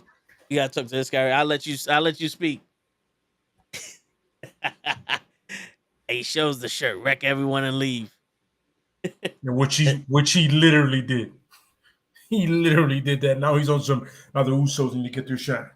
Yeah, right? So I can heal from my separated shoulder. Seriously, yeah. You know what I'm saying? Yeah, I would be saying that if I'm doing it with Brock. Love you guys. You guys are weird. You know what I'm saying? Because if it's a champ, you like every excuse for that dude. True. You know what I'm saying? It's okay. Tell Lay Lucky is Vandal's Ed. I assumed you knew that already. Oh, I did. Oh, okay. Yeah, but I've done. You know what I'm saying? But yeah, it's saying he had it. He made it through the W go through pandemic. The most interesting thing he had was with his cousin, his feud. So yeah, no, that was he made his cousin look like a superstar. So there you go. And that was because it was real, and Roman Reigns was a fucking real heel. Roman Reigns was the heel that I'm unstoppable, and we was like, yo, can Jimmy do this? Fucking that. Yeah. Prime ass cheeks, Jesus. Prime ass cheeks. You be looking as he's wrestling, bro. You a weird guy. Word. You be liking them red underwears? No, but in all actuality, look, and I understand you're probably gonna be like nobody, but who can take Roman's place right now? The closer we would have had was Bobby Lashley and the Hurt Business. Absolutely. But as of right now, there's no one to take his place. There's no one that can be that top guy. All of them are in AEW. AEW and WWE have the opposite problems. AEW has too many people, not enough storylines, and WWE doesn't have enough people for one storyline. Yep. You know what I'm saying? And that's crazy because know that? WWE has some of the best wrestlers in the fucking world. Yeah, that's true. Yeah. I mean, but the funny thing is, if he doesn't turn heel like this and does what he's doing now, then that's not going to matter. You know what I'm saying? If he doesn't become this Roman, if The Rock versus Roman wouldn't look so appealing. Yeah. Because now The Rock everybody loves him. Everybody forget he started off, everybody hated him. Yep. But now The Rock is the nicest guy on two legs. And Roman's a douche. Yeah. So you got to thank Roman for that happening now. You got to thank Roman for them finally understanding, he's a cool asshole. Let him be him. Boom. Word. Yeah, probably will. Yeah, probably will. That was a good setup. That was a good setup, though. That was a good setup. Acknowledge me. I was like, you really said that? It sounds like Roman. Was that on this week's episode? Yeah, this week's episode. Oh, yeah. I didn't get to see that, but I kept seeing the memes of it's crossbreeding between the show and the real life and shit. Yeah. It was really good the way they did it, bro. It was very smart. That's dope. It was like whoever produces that show should probably produce some WWE stuff, because that man knows long booking. Yeah, right. He knows long booking. WWE doesn't, but that guy does. Yeah, you're right. They declined the comment. Of course. They don't know who The Rock is. Storyline. Yeah. They don't want to. They don't know what they're doing. Somebody else came up with their storyline, bro. They're gonna be on some like, that's her idea. The writers in WWE don't know who The Rock is. It's only gonna happen when The Rock says it's gonna happen. By the way. Yeah. Because The Rock is bigger than the company at this point. You know what I'm saying? Yeah. They wanted him to come down for Survivor Series. They've dedicated an entire Survivor Series to The Rock, and The Rock was like, I got more important shit to do. And he tweets out a picture of him eating a sandwich. Yeah. He was like, like when he went to do the Monday Night Football thing, instead of going to when he went to the Super Bowl, instead of going to an event, to a WWE event, everybody was mad. I go, no, he is no longer your Rock. He's their Rock. Yeah. Man, now he's the people's Rock, bro. Yeah. he no longer has to do anything for WWE. He chooses to do what he wants. Yeah. He's the love guy. He bought the XFL and he's making it proper right now. It's about a launch. They just named their head coaches. Yeah. So there you go, folks. Remember, he's no longer your Rock. He's their Rock. Yeah. He used to be our Rock, but now he's everybody's Dwayne. Mm-hmm. Dwayne. Said Dwayne The Rock Johnson. Just call me Dwayne Johnson. Yeah. No, Dwayne The Rock Johnson. Don't do that to me. You do that with them. I know where you came from, Rocky Maivia, with the stupid hair. Don't play with me. Yep. You know what I'm saying? With that pineapple haircut you had. Word. Shit. And I remember they used to show the vignette of him doing a high cross body drop on some regular dude in the training. Yeah. And I would be like, how does that show that he's a good wrestler? Like as a kid, I was like, what? He's just body slamming him and doing a high cross body drop. Like, that's not. How does that show he's a good wrestler? Why is JR saying this guy's a good wrestler? Well, you gotta. It's a sell. You know what I mean? Oh no, you can definitely. Most likely, you can definitely book that. You know what I'm saying? Yeah. The Rock is gonna have a time where he's not gonna be filming anything. Where they're not gonna make his company's not gonna be making either a shitty movie or a superhero movie. So, yeah, absolutely. But like I said, it was supposed to be this year. The Bill was supposed to start a Survivor Series, and The Rock was like, "I'm a little busy. You're gonna have to wait." Yeah.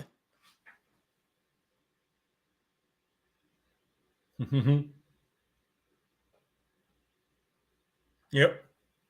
Oh, okay. That's what happened. Yeah. Okay. All right, I'm gonna have to check that shit out. I usually watch those either at work or during the weekend. So yeah, I'm gonna have to check that shit out. I like the Young Rock though. I like seeing the older wrestlers.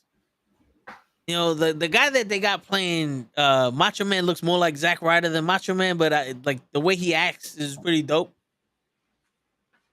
The You guy know? that plays Iron Sheik always has me dying, son. Yeah, He is hilarious. Booby. Don't talk to me, Booby. You're like, what? What you call me Booby for? It's a brony. I go, there we go. That's the Iron Sheik I know. Word. But the pops, man. The pops, Rock's pops in that show. It's like I get it, but then it's also like, yo, at what point do you realize, like, all right, this shit ain't working. The gimmick ain't working with Circus City, bro. Yeah. Yeah. Yeah. Of course, it's gonna be dope. It's gonna be Hollywood. That's what he is now. Come on, we all know this, man. I mean, don't get me wrong, when he came back from the first half from Hollywood, and he was Hollywood The Rock. That was hilarious. Because I was like, yo, my man, you're rocking all that leather. I know you're sweating, son. He was on some. Yep. You know, just he had a leather vest on. I go, yo, you're killing yourself. $9 tickets. You damn right, it's gonna be $9,000. You know that's not too far off from how expensive they can be. Like they have the packages, and they're like $5,000-$6,000 for like the platinum package, where you get a front row seat, the Hall of Fame. It used to be a dinner with some of the wrestlers, and then you get the plane ticket, the hotel stay, and then you get the Monday night and the SmackDown. Yeah, and I think you can also go to NXT, right? Yeah. They had like the whole weekend because SmackDown was on Tuesdays when I was looking it up. So you had Friday, Saturday, Sunday, Monday, and Tuesday. Yeah. All those events, plus you go to dinner and you go to like some of them backstage, you get to keep the chair, and they had the Hall of Fame and shit too. Mm-hmm. So yeah, no. It's funny because you're saying 9,000. He's joking 9,000 because of The Rock. That's just 9,000 because it's WrestleMania weekend. Remember, it's 2 nights, Ed. 2 nights. Yep. It's Saturday and Sunday now, brother. Yeah. And I don't. One night, baby. Not like back in our day, we're like, yo, we get hyped because it's Sunday, and you would watch boxing on Saturday. De La Hoya, Camacho would get his ass whooped on Saturday, and then we see an elbow drop on Sunday. So yeah. I don't mind the Saturday and Sunday WrestleManias. I mind when Saturday steals the show and Sunday fucking sucks. I get the fit because you know what it is. Eventually, he says. So then 22,000. There you go. Much. Now you're getting the WWE prices. That's the McMahon prices, bro. Yeah. Zoa sponsors. Exactly. You zip your Zoe, but also you have to remember the Terramon link too. Terramon is going to be all over that thing. It's going to be like Conor McGregor is with the UFC. Oh yeah, it's going to be on the ring post. It's going to be on the ring post. You know. Do we know when AEW is coming out here soon? I think they're coming to Pennsylvania in a few weeks. The game. Oh, they said there was supposed to be news. Yeah. Soon. Like I know the call-up has a really good pulse on that. You know. Yeah. But he was talking to us talking about he don't want them to rush it. You're gonna mess it up. So if they're smart, like July, maybe August, like get all the kinks worked out. They'll give us another 2K20. Yeah, or No Mercy. Box. Yeah, yeah, because that'll be the worst thing in the world. You give us a fucking game that sucks. Mm-hmm. No one will ever buy your shit again. Yo, there's 2 things that people will never buy your game: if it sucks, or if EA Sports made it, which also means it fucking sucks. Because I swear to God, if WWE goes to EA Sports to make a video game, I'm never fucking playing this shit again. I don't give a fuck. I would literally hand draw a picture of my nuts and then take a picture of it, print it out, and mail it to EA Sports. Like, this is what it looks like, hand drawn and actual. Suck on both of them, you piece of shit. And that's how I feel about them making games. What's up, Gigi?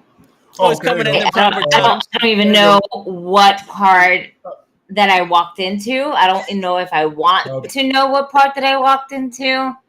I don't know if my internet's gonna lag on me tonight or not. I don't know. The possibilities are endless. And hiya, folks.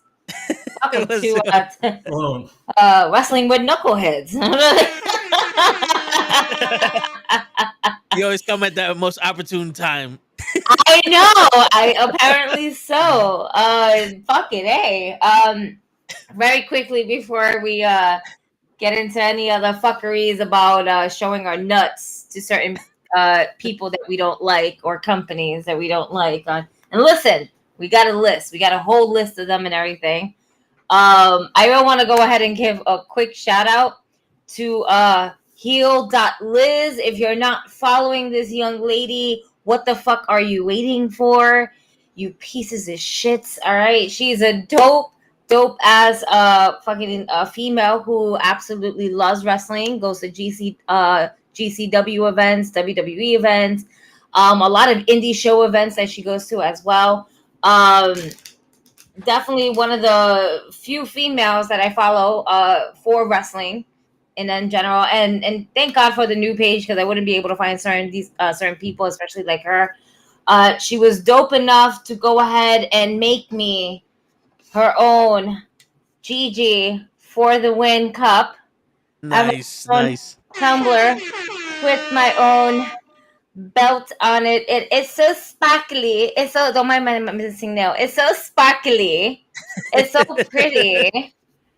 And That's it comes dope. with an awesome little note. And not only did she go ahead and make that for me, but she also made me this adorable little cateracito.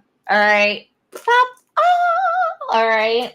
That's your GG in the bank? It has GG in the bank. That's it. We got the gold chains. Okay. And we got the gold links to go with the purse. You know, get the chain links. Heal.Liz. If you're seeing this, you're watching this, thank you so much, mamita. I really, truly appreciate it. I will continue to support you, just like you will continue to support me. And to ask for anybody who knows, if you buy me anything, especially a mug or cup, understand that, you know, things must happen during the podcast, and it's only right that I bless it with some Jameson. So, word, you know. Word. And her link is in the chat. I put her link in the chat for her Instagram. Definitely, her link is in the chat, so check her out. Thank you so much. This is going to be one healthy hell of a Jameson after today. Oh, yeah. With a straw. I don't drink Jameson with a straw, but for tonight, boo, for you, I will. That's it. That's good for my margaritas, vodka, rum, every other drink but Jameson. Hold on. Let me get my straw. Hold on.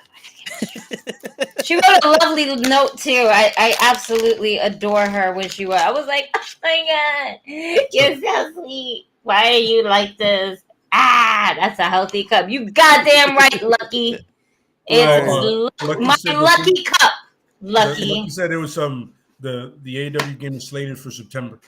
Oh, okay, yeah. Oh, yeah. He's a gamer, so he would know. Yeah.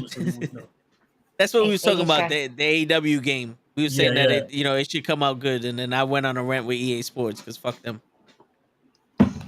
So that's what that was. Got it. Yes. Give me a moment. I see something that's at the ass end of it. Literally at the ass end of it. Sorry, y'all. My geek room is also my storage room, and I got about I don't know, 15 bags worth of clothes and shoes, probably more. I have a lot of stuff to give away. So, yeah. Don't mind this little mess that I see here. Yo, did you get a new webcam? No. Same one. As I'm sitting, I'm like, yo, you're looking fantastic. Your signal is looking great. It is. You know what I'm saying? Like, because before, I know you would beat your webcam up because you're like, I'm losing signal, all that shit. Now you coming here looking bright and shit. Listen, it wants to work with me. I'm okay with this. It's the same one. It's the same beat up one that has tape around it, you know. I don't have a ring light, but I do have a little square light that I apparently found in one of my boxes so I don't look, dark and groomy, and I don't look like I belong in the house of black today. Oh, there you go. You know, this cup though. Yeah, I'm not gonna lie, that shit looks legit. I like the shine on the belt. Hey, Lucky with the sub. Pimp said that he just followed Heels. Definitely, she's dope. I'm telling you, she's very dope. And she's so sweet and cute over the voice message. I was like, oh my god, you sound so adorable. I love that. I love women supporting women. I love women supporting women's wrestling who are fans of women's wrestling. It's such an amazing community because it makes me understand that I'm not alone as a female in this male dominating industry. So that's one. And then two, definitely check out my page for Women's Crush Wednesday on 420 in Brooklyn. I will be sponsoring my first ever match. I'm very excited to be sponsoring Thick and Juicy. Just saying. Nice. The Thickum ladies. No, but overall, Women Crush Wednesdays is definitely going to be happening on 420. Doors open at 6:30. Contact me so I can forward you to the right person to go ahead and copy your own tickets. And I just put your link in the chat also. Sweet. So all that information is there, y'all. I'm going to try to see if I can put that in my link tree, so I can actually help you guys go ahead and get those tickets as well. I know myself and Kenny from the Call Up Podcast will definitely be there in Brooklyn. Definitely just representing the Knucklehead crew. So we're going to do what we got to do. That's what's up. Okay. Doing some things. Yeah, you doing them big girl things. Okay, I see you. Trying out here. Trying to be a good citizen and donate clothes. Trying to be a great mom and hopefully not kill my child. You know, doing adult things like about to smoke this little spliff that I got here. And Oh, I don't know if you would smoke weed after the movie we saw last night. They made weed look like it was fucking PCP and cocaine wrapped up together. Ooh, what strand? I don't know, but it was from the 1930s. Like my man was smoking weed. Weed was like the worst thing that anybody can do. Oh my god, what are you doing? Weed and then cocaine?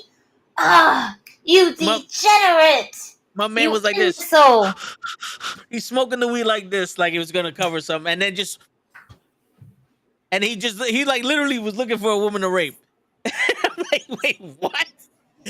We doesn't make you do that, y'all. Yeah, it's like different type of shit. Harris, no, I'm not gonna go into ring. No, I'm not doing that. I'm not flexible enough to even try to jump over the rail. I'm more of that. Oh, where's the entrance? I'm not doing that. I may look like I'm acrobatic like that, but I'm not doing that. That's too much. That's way too much. You always slap somebody with a chancleta. You never know. Thank you. Okay. Thank you, my dear. I appreciate it. You like to say hello?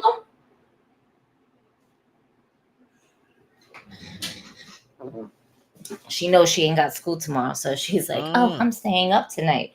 Her spring break starts today. Oh, lucky her. As soon as 2:20 hit, that's when her spring break hit. She's like, I ain't got school for a whole week. I'm going to stay up tonight. I'm going to download this game, and I'm going to stay up tonight. Just like, fuck me. Damn. They didn't have school for 2 years, and now they're off for another week. Shit. Fucking lucky them. Even spring break, I had to go to school. The fuck?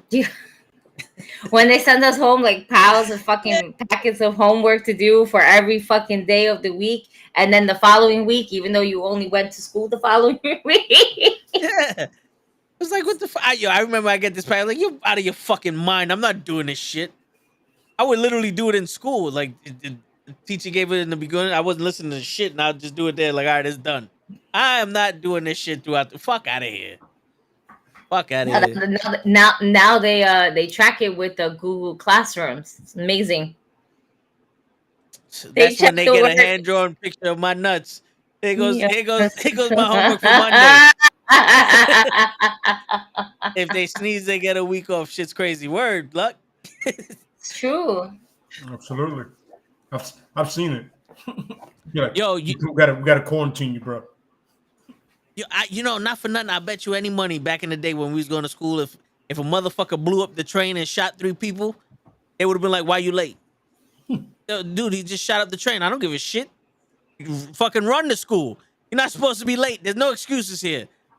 School starts at 7. If you're not here at 5 o'clock in the morning, you're late. Motherfuckers. Summer school. Wow. You didn't even need it, but they sent you to summer school. Yeah, let me tell you something right now. I knew by 3rd period I had to be in school because that's the class that takes attendance. So I make sure if I miss first period, 2nd period, as long as I make it by 3rd period, I'm good for the rest of the day. Nice. Like, yeah, no, I was here. This new generation hasn't made. Yo, their lunch menu hasn't made too. Shit. It's funny. Their lunch menu be smacking. I remember I always said it, that's the right information for the wrong person. Like, oh, you need to be here for this class because this is attendance. Say it again. Say that one more time. One more again. If you're here for this, that means you're here for the whole day in school. So if I leave the next period, it doesn't matter. I'm here. good. Yep. Okay. I'm good. That was a mistake. That was a mistake. My dumb ass only went to school when I was running late.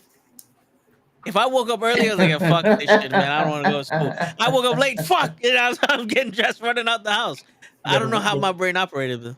The worst thing was I literally walked downstairs and I'm walking towards the door and nobody stopped me. And when I walked out and nobody stopped me, I turned back. I said, "Oh, is this easy?" And it got to the point where it was, I'd play the game and I won most of the time. Just be on some cool. All right, nobody stopping me. Yeah, this is awesome. Mostly, this is dangerous. I only did that when it was hot. If it was cold, I'm like, yo, that's stupid. You're in somewhere warm. You don't need to be outside. Word. You know what I'm saying? Word. See, this right is information, wrong person. That's just nothing to know that. Like you keep that shit. This is so. I just want to say this is extremely dangerous because I don't see what's in my cup. I'm just gonna keep. Oh yeah. And you got like a 64-ounce cup of Jameson right there.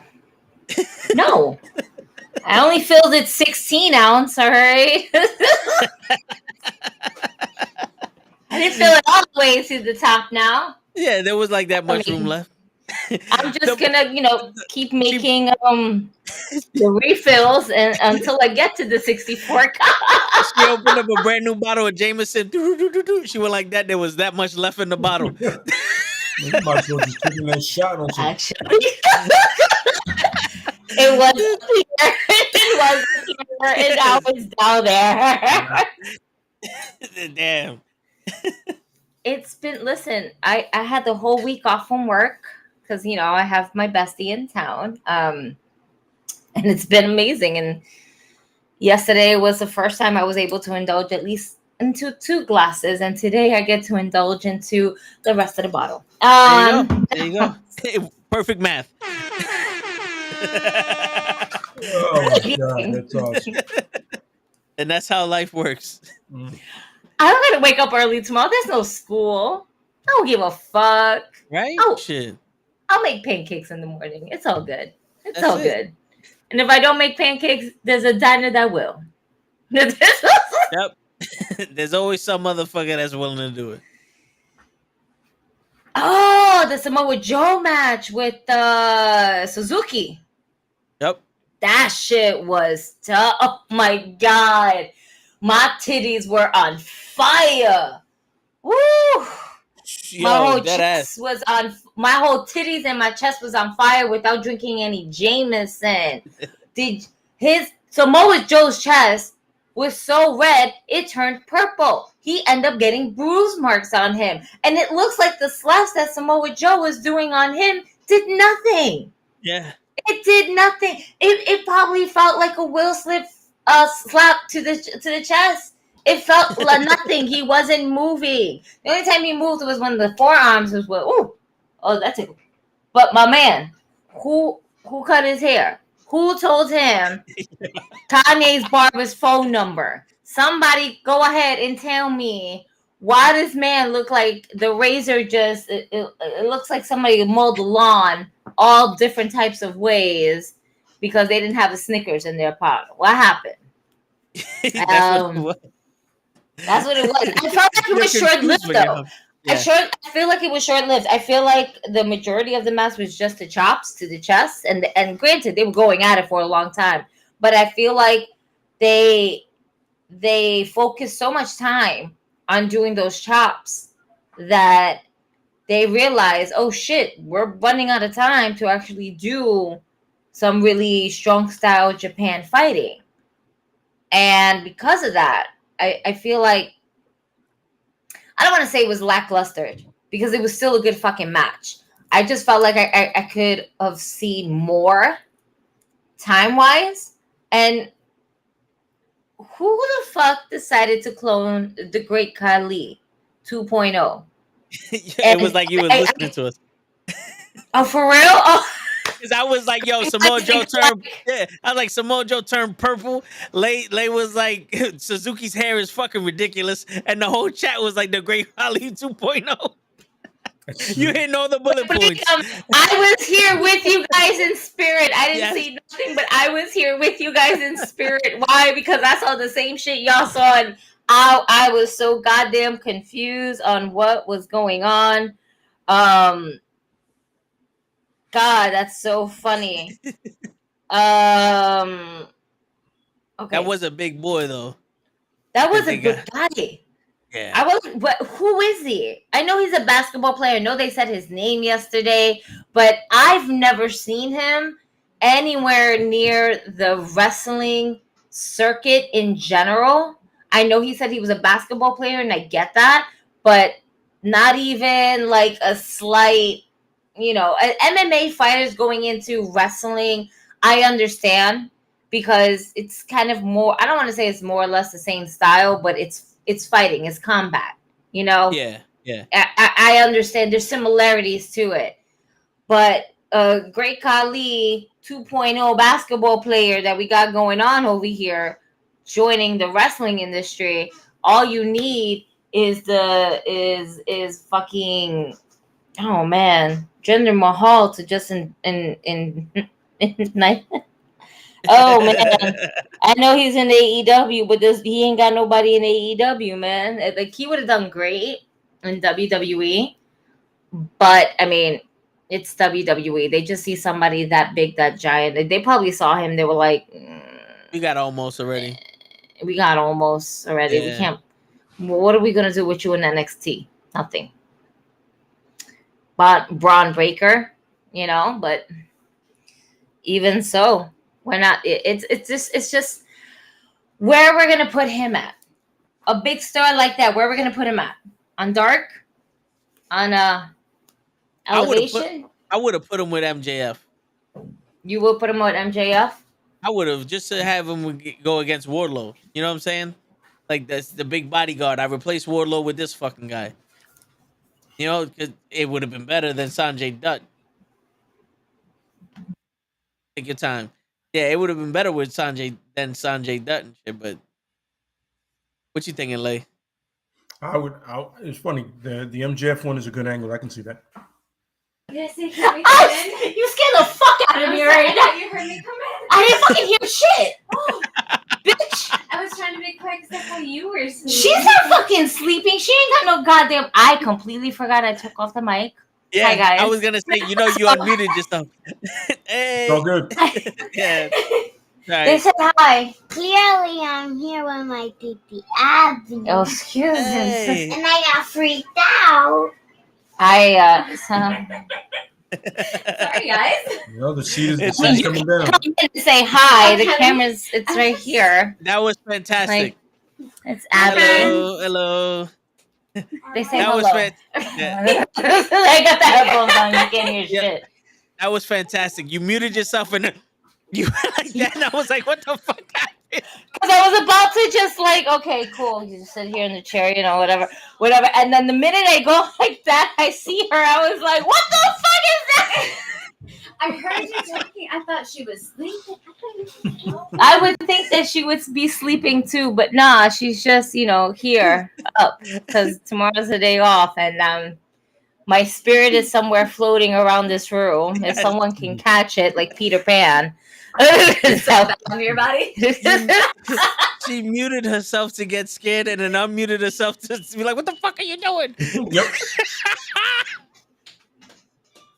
I don't know what's going on. I was like, what happened? Reflex.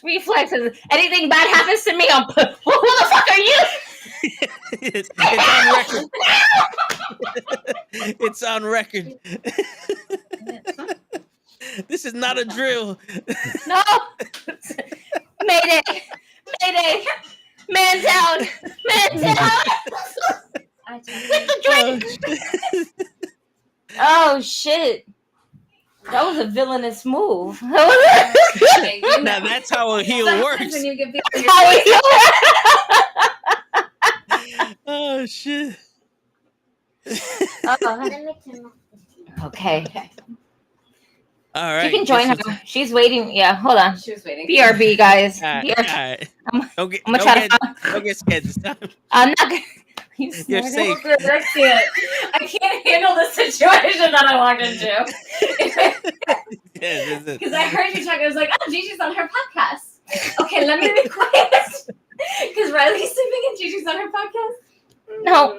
Well, you got one right. One out of the two right. I was definitely on the podcast. That little bitch ain't sleeping for shit. Giggle as you walk in. Oh man. So I dead ass thought that. Yeah, I did think that. I knew that she was coming. I just didn't hear the door.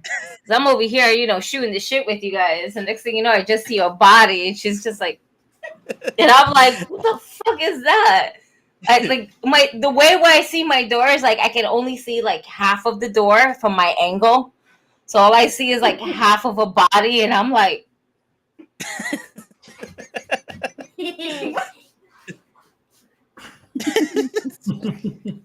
Is that a? What does she have? It's a blanket. Okay. It's a blanket. It's a Wonder Woman blanket. I thought I saw sleeves. That's what I was like. I was gonna say blanket, but I was like, is that a jacket? I thought the same thing. No, it's a Wonder Woman blanket. It's not even cold. I'm hot. Mm-hmm. You're being a villain.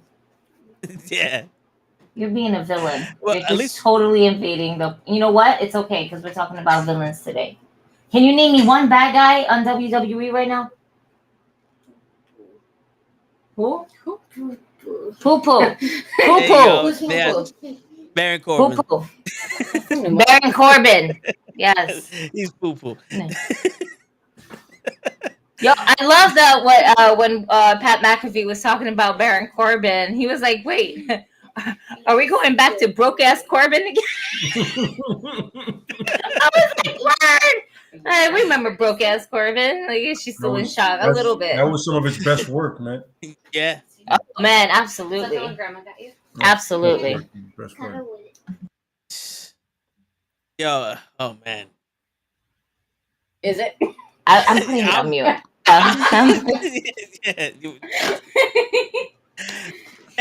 That threw off the whole energy because I'm still fucking laughing. I'm replaying this in my head. I swear to God, that's just replaying in my head. Oh, we need Pro to do a video for that. Oh man. Oh shit, that's great. Give me one moment, please. At least we know Jameson don't stunt your reflexes. No.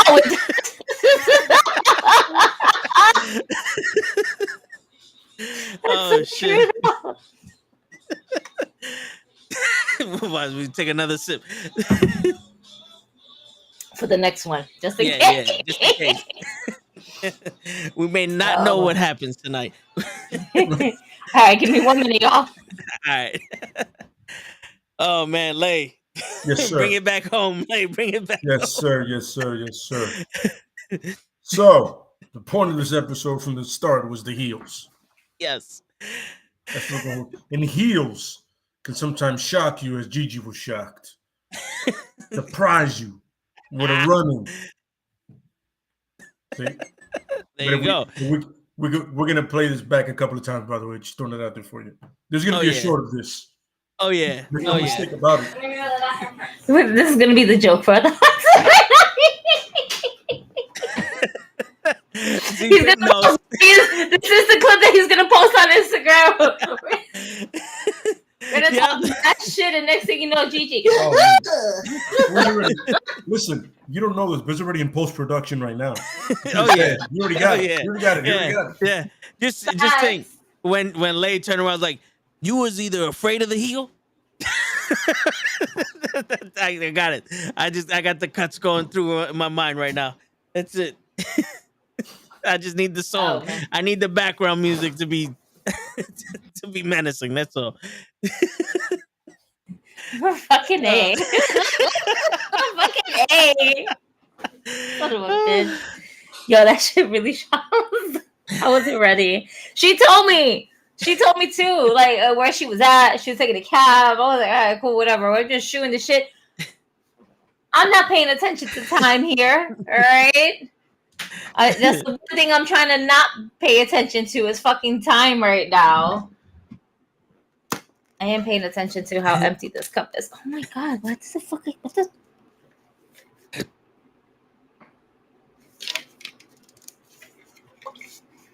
I forgot how to open it. Yeah. Shut up. That's all she said. Yeah. There was still some in here. Yeah, it's just like there's some. There's like a drop left.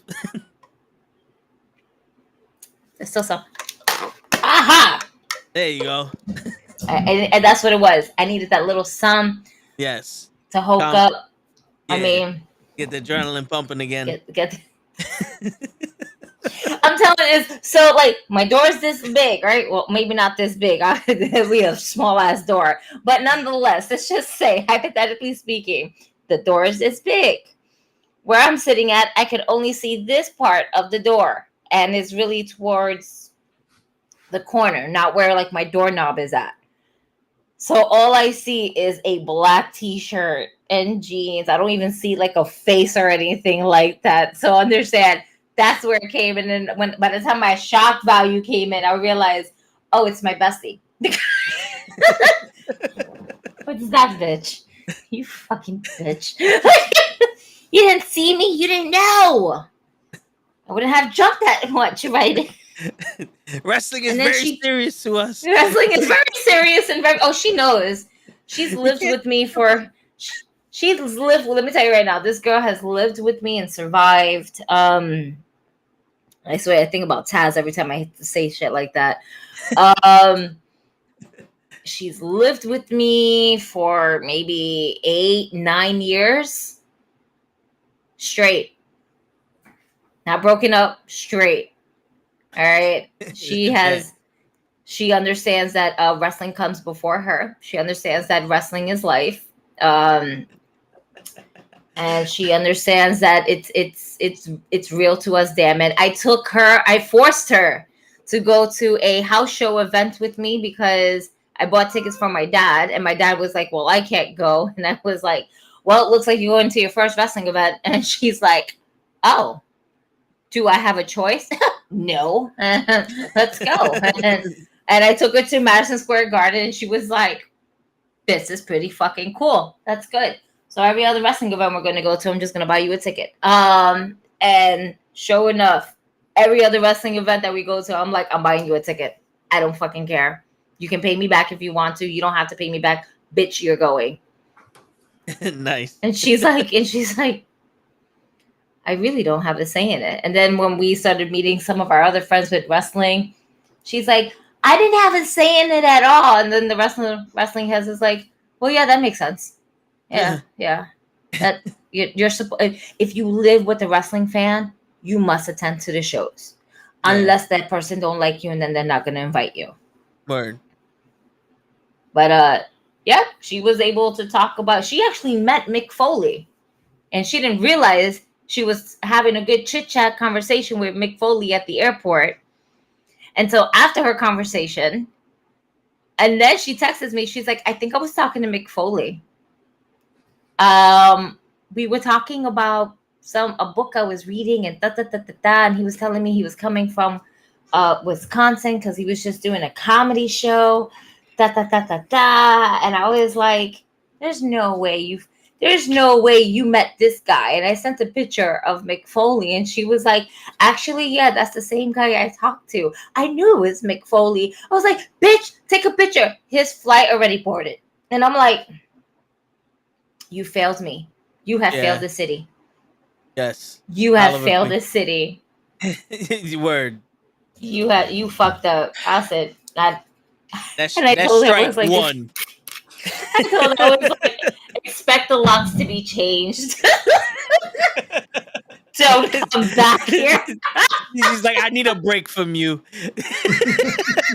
How dare you meet a hardcore legend before me, think it might be him, realize it is him, and don't even fucking take a picture.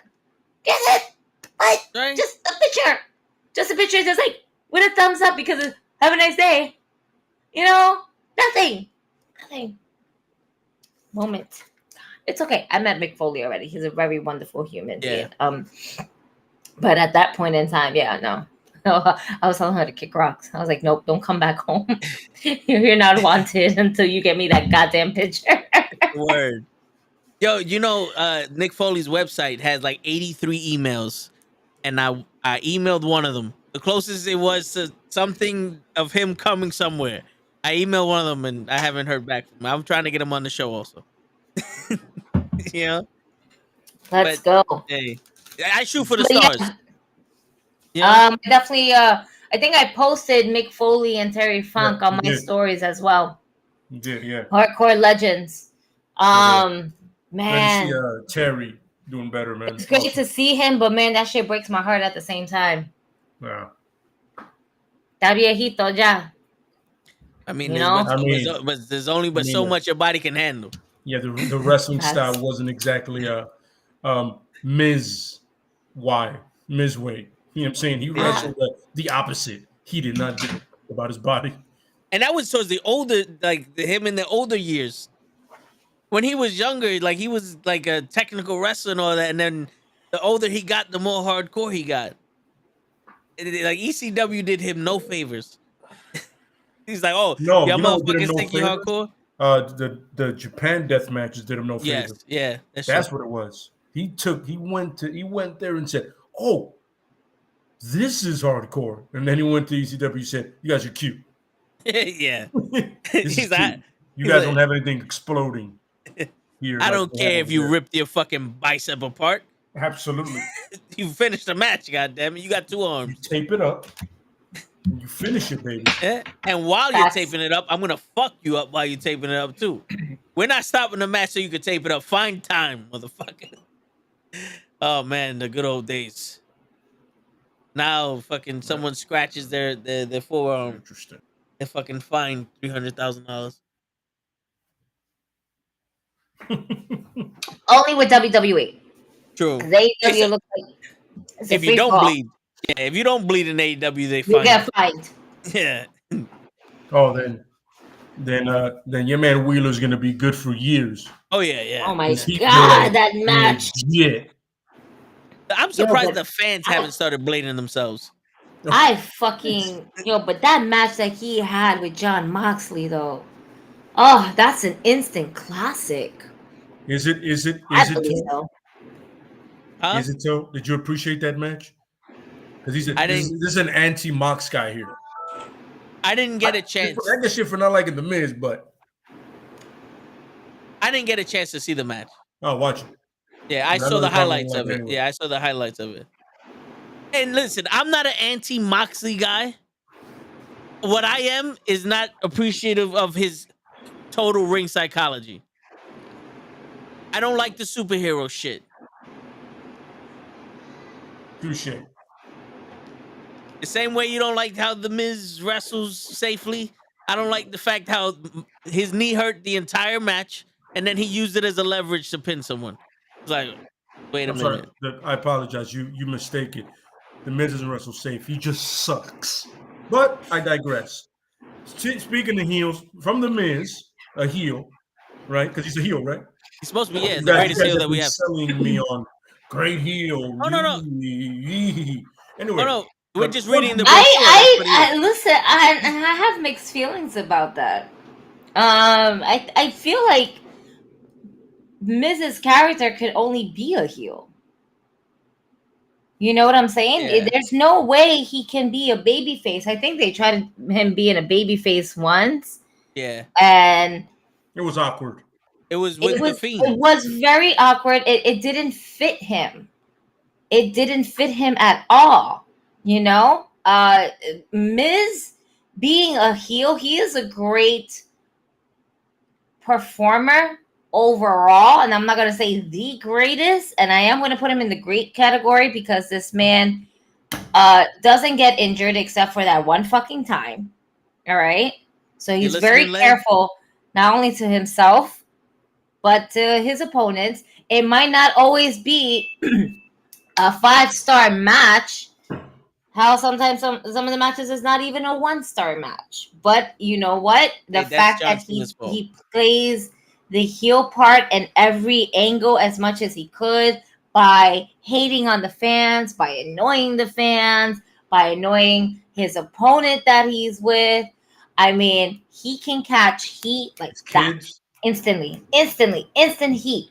And it's mainly because he was on the Real World, and we saw him as a reality TV star who is trying to come into a business that he has no business of.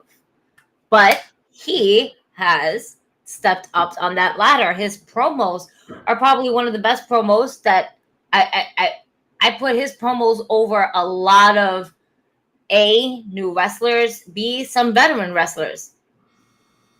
Yeah. All right. There's some people that just can't talk on the mic. Bret Hart, best there is, best there was, best there ever will be. Shitty on the microphone, though, sometimes. A lot of the times. Miz over Bret Hart when it comes to mic promo. And I hate to say it because it's Bret Hart and he's a legend and I love him to death. But there's certain people. Sometimes AJ Styles, his promos are good, but Miz just keeps Miz doesn't elevate himself as much as I would like for him to, because I feel like he can. He's just literally, as Cody said, and I hate to, he's the same guy. At least even Jericho being a heel, he has changed within the times. And he has redesigned himself in certain decades and everything like that. Like he's done the repackaging of himself. Well, but the Miz, this was the pros and cons about the Miz. He's great at being a heel, but he's consistently being the same person. I would rather have a darker side of Miz, just to be an asshole. Hold on, real quick. I'm gonna take a side of lay here. The reason why we can't get a darker side of Miz is because it won't be believable. The Miz's character is all about actual self-doubt and trying to prove that he's somebody that he believes you don't think he is. Like he doesn't have the confidence to just be, so he exaggerates everything he does. So if he comes out being mean, he has the ability of being malicious. He has it in him to be malicious. But and that's like there's different levels of a heel. You have to. It's not just the cheap heat or anything like that. Are you familiar with Loki from the MCU? So have you seen the Loki show on the Disney Plus show? All right, so he makes reference to the fact that he doesn't like hurting people. He just has to go there so people can fear him. I would put Miz in that category. I would put Miz in that category where it's like he acts tough and that shit so people can try to, like, he can seem serious. But when it actually comes down to being malicious, I don't think the Miz has it in him. Because if he would have had it in him, that would have been character growth with him and the Fiend. The Fiend literally threatened his daughter in his house. That's true. So Gigi, I want to go ahead. I forgot about that. Gigi, I want to thank you because you said something I said, and I got shit from it and all kinds of angles from. No. Shut your mouth. Shut You your don't mouth. listen. You don't Shut listen. your mouth. You let me finish. Shut your mouth. When his hand goes up, your mouth goes shut. No. That's the thing.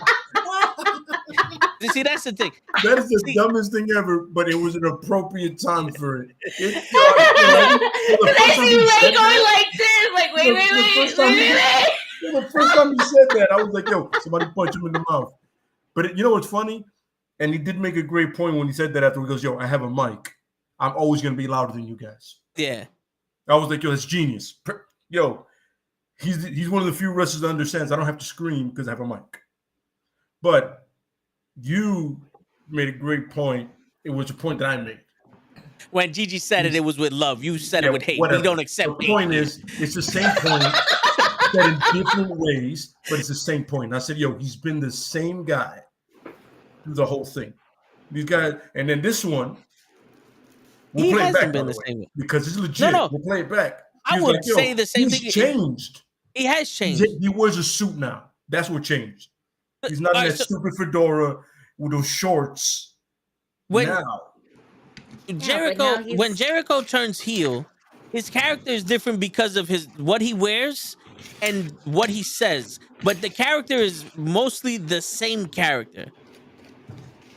It's mostly when he the character he's playing now with the Jericho Appreciation Society is very similar to him in WWE. Soak it in, man.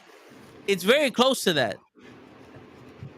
But is it like the Jericho with the suit who was a complete asshole? Remember that Jericho, the guy with the suit? He was a complete douche. He wasn't funny. He was just a dick. Yeah. Like he wasn't even trying to be funny. But then there's a Jericho with the list that's funny. You're on the list. The Miz has never done that. If I'm wrong, prove it. But if I'm not, you know. Miz has never been one of those hot heels that can actually turn the crowd over unless the crowd genuinely doesn't like the other person. Like that one time where the Miz was like talking shit about John Cena, and it happens to be in a town where everybody fucking hated John Cena, and although they didn't like the Miz, you have a choice: John Cena or Miz. So we're going to boo the shit out of John Cena. And every time the Miz said something about John Cena that seems like facts, we're like cheering him on and everything like that. The only time that Miz would be a baby face is that if he had to fight John Cena, where we all said, yo, fuck John Cena. Oh, he's in Cleveland. Word. That's where he's from. So look, two things. Pimp, first of all, Lucky had said before, the guy that wrestled Austin, Kevin Owens, best character actor in the thing. And then he said, Kevin Owens is better than The Miz. And then down here it says, don't be like toe tags. Don't be like what? Don't be like toe tags. Yeah, because it's very hard to be right all the time. But Pimp. Lucky, it's very hard to be righteous. And the hand of 1-800-FACTS, all right, Pimp? There's no emotion here. I don't speak off emotion, Pimp. I speak off of straight fucking facts. There's nothing about me that's opinionated in this whole fucking thing. I'm 100. I'm clean. You see the face? The face don't break. I'm sorry, Lay. The face don't break. I'm serious right now. This is me being serious. There's no smile on my fucking face, Pimp. I'm not bullshitting you. It's 100% facts. No one's coming in my door scaring me, and no one's gonna put on a suit being an asshole. That's all I'm fucking saying. I'm not in a Tesla right now, Pimp. This is fucking facts. The Miz is one of the greatest fucking heels nowadays. So why are we gonna bring about legitimately the guy that shows no emotion is showing emotion now. That wasn't emotion. Why we gotta bring that up? Why we gotta bring that up, man? Why you gotta bring the fuck? And I got scared. And I like, listen, the people that just follow now, they don't need to know. No. The people that just follow now, they don't need to know about that. They don't need to know about that. They're gonna know about it tomorrow. What are you doing? What are you doing? I'm shooting the. What are you doing? I'm not getting emotional. Y'all getting emotional. I don't get emotional, all right? Y'all getting emotional. Well, you seem like an emotional bitch right now. No, y'all pissed off. I'm in the zone. I'm not pissed off. I'm not pissed off at all. I'm in the zone of denial. That's the zone you're in right now. You're denial. And now So another you fact think break. so? Go follow so go it- follow Heels Liz on Instagram Hey, because she hooked up Gigi with the cup of yes, the I 84-ounce love it. cup of Jameson. How Pat do we go McAfee from could 64 to 80 something? take How over do we Miz. do that? You stretched Again, it. You stretched it when you I opened didn't it up. stretch shit. What do you mean? No. You was like- If that was the case, the scenario, then my Jameson bottle should be fucking stretched out. Shit. And have that shit refilled at the same fucking time. Pat McAfee could easily take over the Miz. I don't think so. Pat McAfee. Pat McAfee. Gotta He love had- Pat McAfee. He's right about one thing about the Miz. He's not an I don't actual agree wrestler. with He's you, just a- Cornette, about No, that's a good one. I don't agree with most of it. I don't agree. I don't like what. I He's don't like one thing with Jim him is Cornette at all. he's not but, an actual wrestler. He you know, just plays every- one on TV. Every clock is wrong twice a day. He's a Every clock superstar. is wrong twice a day. Right, twice. A a day. superstar. He's not a wrestler. Yeah, He broke the clarified that with Cody, Hold which, up. by the way, I enjoy the Oh, fuck out oh. of that promo. Because you can tell that fucking Cody was still in the AEW lingo. I have a question. I have a question. Here we go. This is a legitimate question, and I want everybody in the chat to answer the fucking question. I want you guys to answer the fucking question. We'll do. I'm not ready for Do this you- shit. Go ahead. Do you classify John Cena as a fucking wrestler? No. No, Okay, he's a then sports entertainer. then the Miz No. is not a wrestler. I will agree the Miz is not a wrestler. If anybody in that chat says that John Cena is a fucking wrestler, I swear to fucking God, I'm banning you off of YouTube, and you have to watch us on Twitch because we still need the fucking views. But I'm not emotional, and I'm just telling you straight out. You are emotional. Why? If John Look how you acted. This is how fucking bitches God, be I'm gonna go acting. to your house. Why you spazzing? And I'm gonna eat My your fucking hot dog. God. I'm gonna go to your house and I'm gonna eat your See, look fucking at hot you. dog. Why you gotta take It's that funny. extra mile? Why you gotta go for the food? Why you gotta go for the hot dogs? All right, 'Cause I'm a leave grown the food boy. alone. No, nigga, See, you just angry the and caller mad, said and by no. the time you get there, you're gonna be Oh. hungry, and that's why you're going to go for it. Even I have to say no. Listen, Who who you hurt? hurt? He hurt himself, girl. I don't know what's This is the going on. problem. He hurt his goddamn No, self. this You know no, what hurt him? Heels. The truth. No, it's not the fucking truth. Because No. it's the truth. No, don't give me this bullshit. Don't give me this bullshit. Listen, Goldberg, John Cena, Hogan, and all the other fucking bodybuilders in this fucking in this business went to the gym one time at the right time, and someone said you should be a wrestler, and they became wrestlers. The Miz dreamed about being a fucking wrestler and became a character on fucking reality TV so he could fit in, and said, you know what? I want to be a fucking wrestler. The same thing that all of us said at one point of our fucking lives. He went down the fucking hard road with the history of being a reality star, and already that hindered him. And he dealt with the shit. He had to fucking dress in the fucking bathroom signing tickets.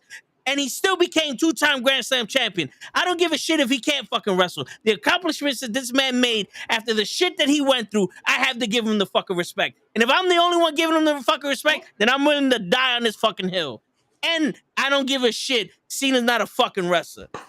Listen, the Miz I'm not emotional. Oh my God. Listen.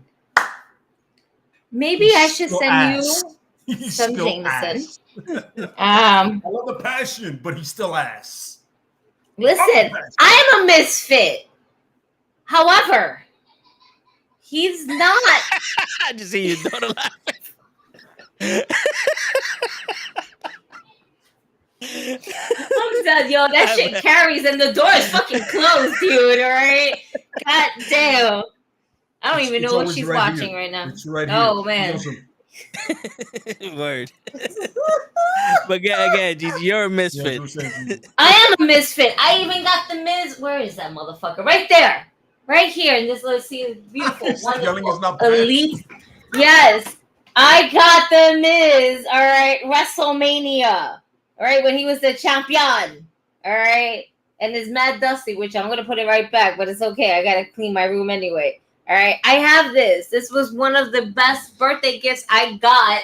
Still got the receipt? We're not gonna talk how many moons ago, but nonetheless, obviously when he was champion. All right. Do the math, folks. Google it. However, he is not the best heel. He's a heel because, again, the people don't see him any other way. There's no way you can make this guy into a baby face. He's heel by default.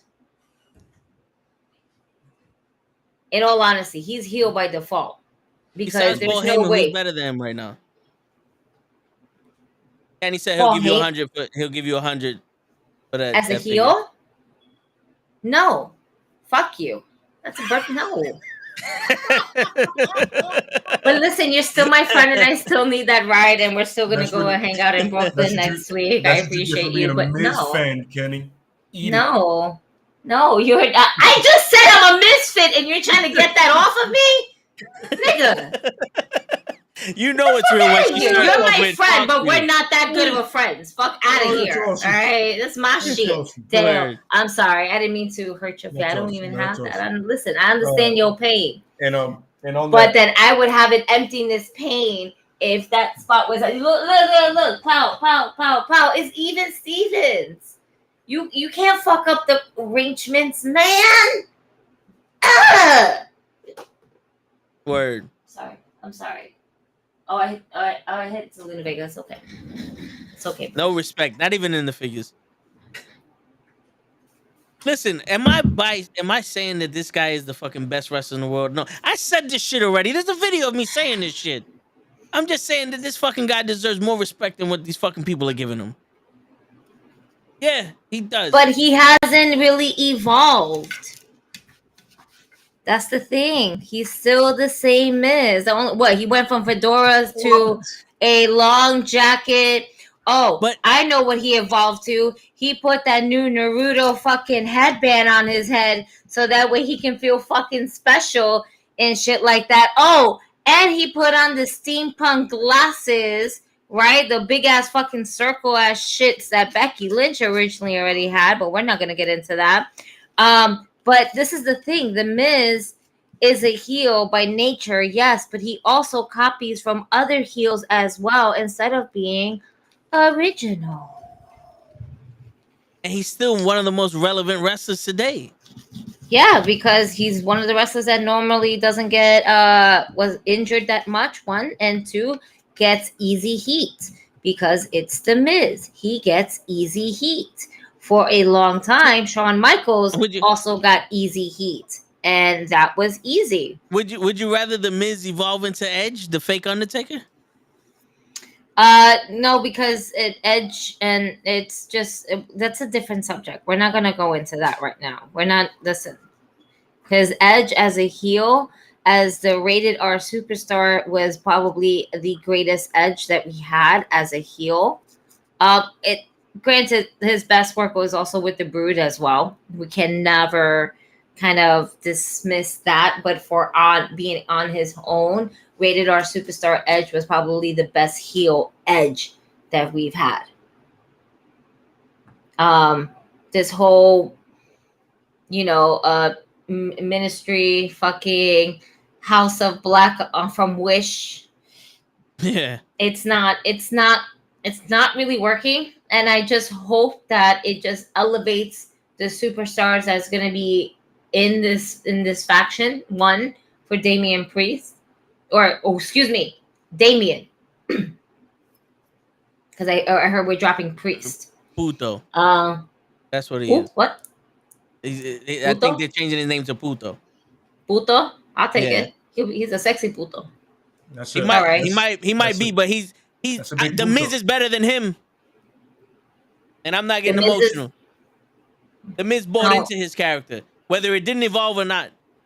Damian Priest had 7 characters in the last 2 weeks. And now all of a sudden he's a god that can turn off the lights and make shit purple. You can still wrestle. He can still wrestle. Can he with his bow-leggedness? Because matches were whack. Matt Hardy is wrestling with his bow-leggedness. Yeah, but Matt Hardy's bow-legged. Yeah, but Damian Priest looks awkward. Like to be honest, it's hard. Kenny, it's hard to watch his fucking matches on Raw. Like, you can't be upset because not everybody has the same chemistry with the next person. Well, all the people that Damian Priest, in all honesty, all the people that Damian Priest have actually had actual chemistry with in the ring either A, are sitting in catering, or B, got released from WWE from 2020 to 2021 on some real ass shit. My man Like had matches with Finn Balor, with AJ Styles, with Ricochet, and with with the fucking Miz. If it wasn't for Bad Bunny, he wouldn't have. That match in WrestleMania wouldn't have been shit. Come on, man. I gave him all the chances in the fucking world. When he came out and literally said on the mic, "I'm here to waste your fucking time," I lost respect for him. At least the Miz can't wrestling never came out and said, "I'm here to waste your time." He gave us the best he could in any of this shit. He did though. Anyway, if his best is shit, at least he still gave us the fucking best he could. Yeah, and right now, Damian Priest is still doing the best that he can, especially with he's phoning it in, ladies and gentlemen, with the 1990s phone, that big brick shit. That looks like a fucking cup. This is him phoning. You're mad at the direction that they have given him. He's just trying to take the ball and fucking run in it. Oh, I'm mad at the ball that he took. He took the wrong ball and walked with it. It's either that. It's either that or be stuck in Listen, it's either being stuck with Edge or be stuck in catering. And I don't care. No. I'm not mad at him being stuck with Edge. I'm not mad at him being Jekyll and Hyde. I'm not mad at him being fucking Santa Maria, fucking Puerto Rican judo. I'm not mad at none of that shit. I'm mad at the performance he gives. My man came out and said, "Well, look, I got the shit on my tights, so I'm Puerto Rican now. I don't have to be anything other than that. There's no more Puerto Rican because Bad Bunny's gone. And now I'm going to be somebody with a split personality. You kicked me in the nuts. That's fine. You smacked me in the face during the match. He turned into King Kong. And then what? Out of nowhere, I'm just going to stand here and now I'm supposed to be this mystical fucking guy? Like, bro, you want to talk about character progression. His story progressed before he did. My man is literally giving me jack shit. He is the definition of a starfish. You know when you having sex and there was a starfish laying on the fucking bed? That's him.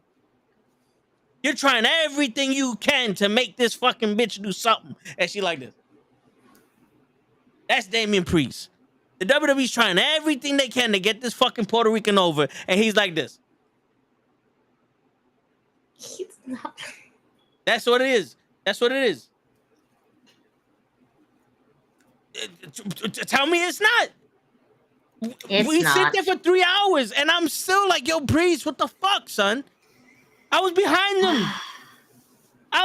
them. And he literally took the mic and said, I am here to waste all of your fucking money. All of your fucking money and all of your fucking time. Every time I come out here. Not today, not tomorrow, every time. And now I'm with Edge. And Edge goes, guess what? I'm going to make it even stupider. The man that never gave a shit about the fans is going to tell me the day he stopped caring about what we think is when he gained unnatural powers? The fuck? That's like Randy Orton turning around like, stop giving a shit what you think. Nigga, you never gave a shit about what we think. Come on. But y'all worrying about the Miz not evolving? I wouldn't evolve either if that's what the fuck it has. Like, that's like the fucking Miz evolving into somebody with no legs. Like, what the fuck is this? Might be a better wrestler then. He might be. Like Santana and Ortiz, he'll still be the top Puerto fucking Rican. heels. It's not a gimmick. It's all Santana and Ortiz. Yeah, but there's a difference. They let Santana Ortiz beat the Mortys from the Bronx. You know that they have the hood with them. They can't bring that to WWE.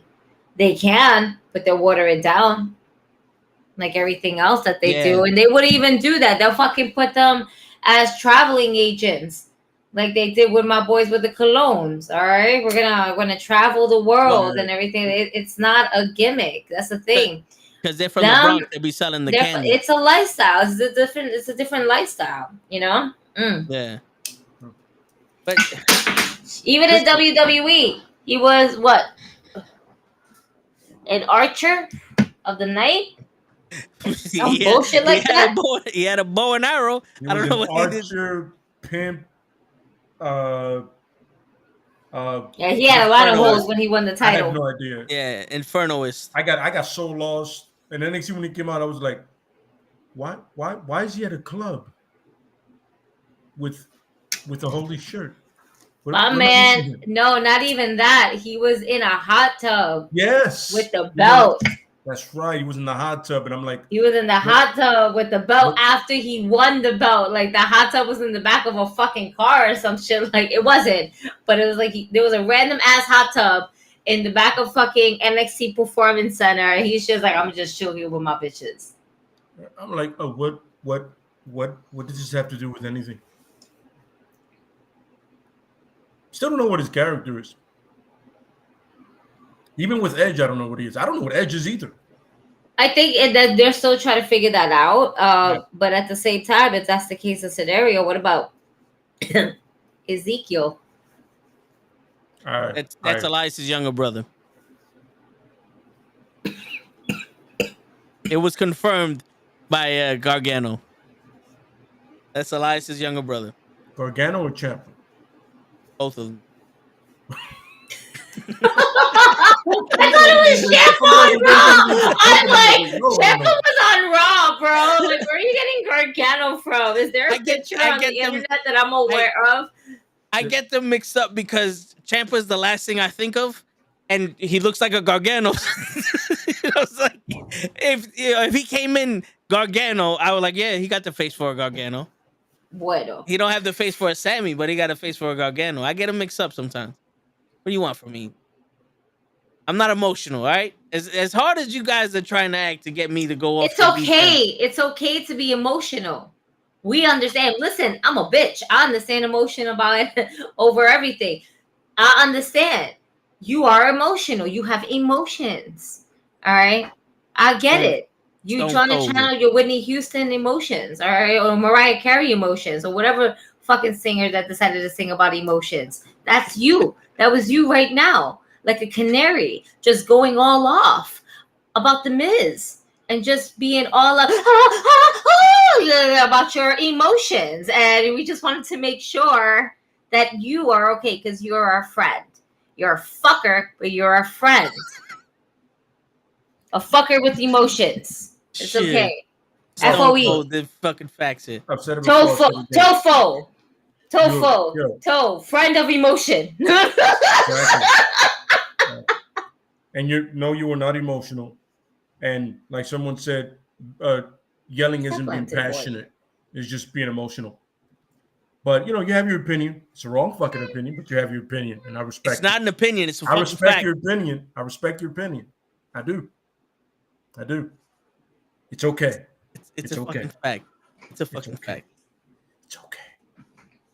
Like James Howlett changed his name to Warrior. I'm going to change my name to Facts. Okay.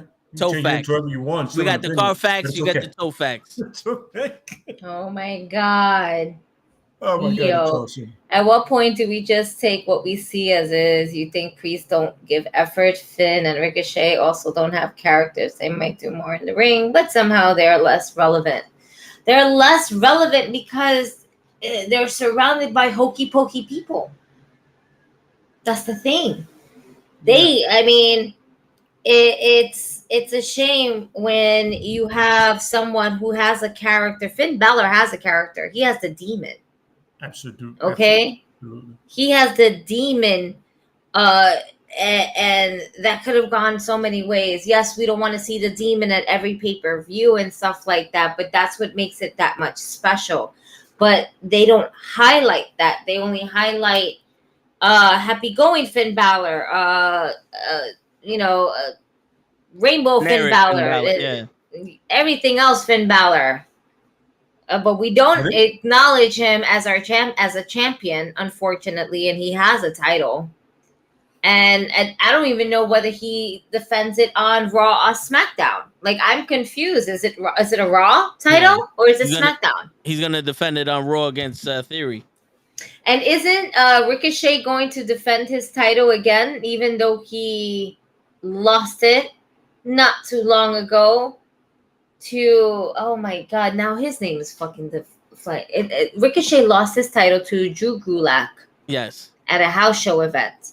And apparently Drew Gulak lost it back to Ricochet. So now we have a title for Ricochet to defend on Monday Night Raw.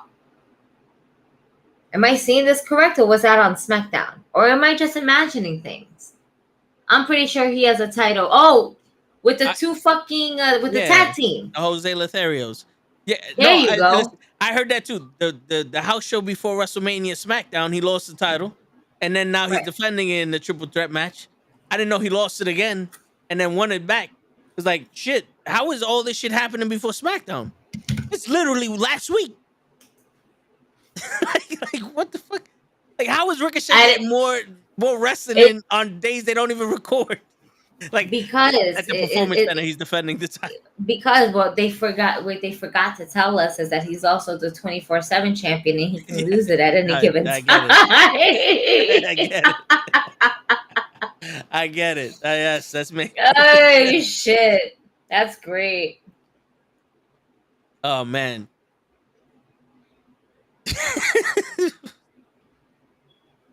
Fucking show. Going on? It's show's fault. It's show's fault? Yeah. How, Sway? He came earlier.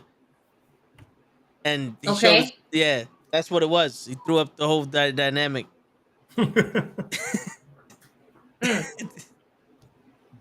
So wait. So you think that The Miz is the greatest heel that is out right now, or that is just for the WWE? I want to clarify that. Oh, no, in the WWE, he's the best heel they got right now. In AEW? Who's the best heel? Shit, me and Dave spoke about it before. It's like right now MJF just because he's an asshole, but it's not. He's just an asshole. He's not a heel. The difference. He's a heel. All right. Again, by nature. I'm gonna clarify it. Roman Reigns is the best heel WWE has right now because he's the top guy and no one could beat him. Yeah, he's the one. The Miz, throughout his era, has became one of the top heels. That's what I'm trying to say.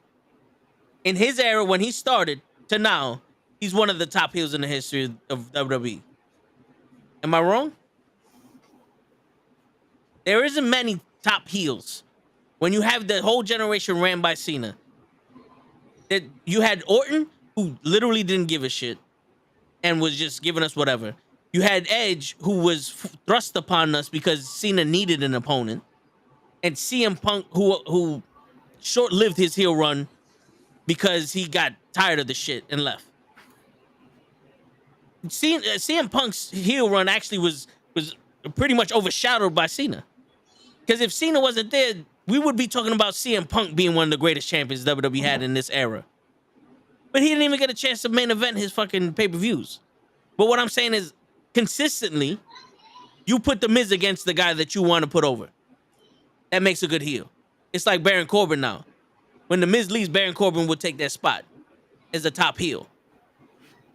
Am I calling him Sergeant Slaughter? No. Am I calling him Ric Flair? No. But as a top heel, I would say $1 Million Man. The guy you need to put in there to get someone over. It's Edge's fault that shit went bad in Royal Rumble. Look at Lay. He knows he wants to agree with me, but deep down in his mind, he's like, I can't fucking do anything for Miz. I don't, but No. it makes you feel better. You sleep well at night with it. Oh no, it's just like the facts, bro. Dude, I just say the facts. Dude, it's a beautiful opinion, and you know what? No matter what, even if you have that opinion, I'm here for you. I hear you because you know it's the fucking facts, bro. You know it's the fucking facts. Yeah. It's facts in your opinion, which is beautiful. No, it's not an opinion. This is what we do. It is an opinion. An opinion to me is an asshole that everybody has. Heel. No, an opinion to me is Finn Balor would be the best heel that we would have ever seen if they let him be a heel. Mm-hmm. That's an opinion because we don't get to see that in the main roster. We saw a snippet of it in NXT, but we don't get to see it in the main roster. An opinion is Karrion Kross on Raw would have been a good opponent for whoever the WWE champion was, but we didn't get to see that because he's gone. Opinion for me is Samoa Joe would have been an awesome fucking guy to put up against Roman Reigns while Roman Reigns is doing it. That's an opinion because we don't get to see it. We literally seen 13 years of The Miz being in that fucking spot.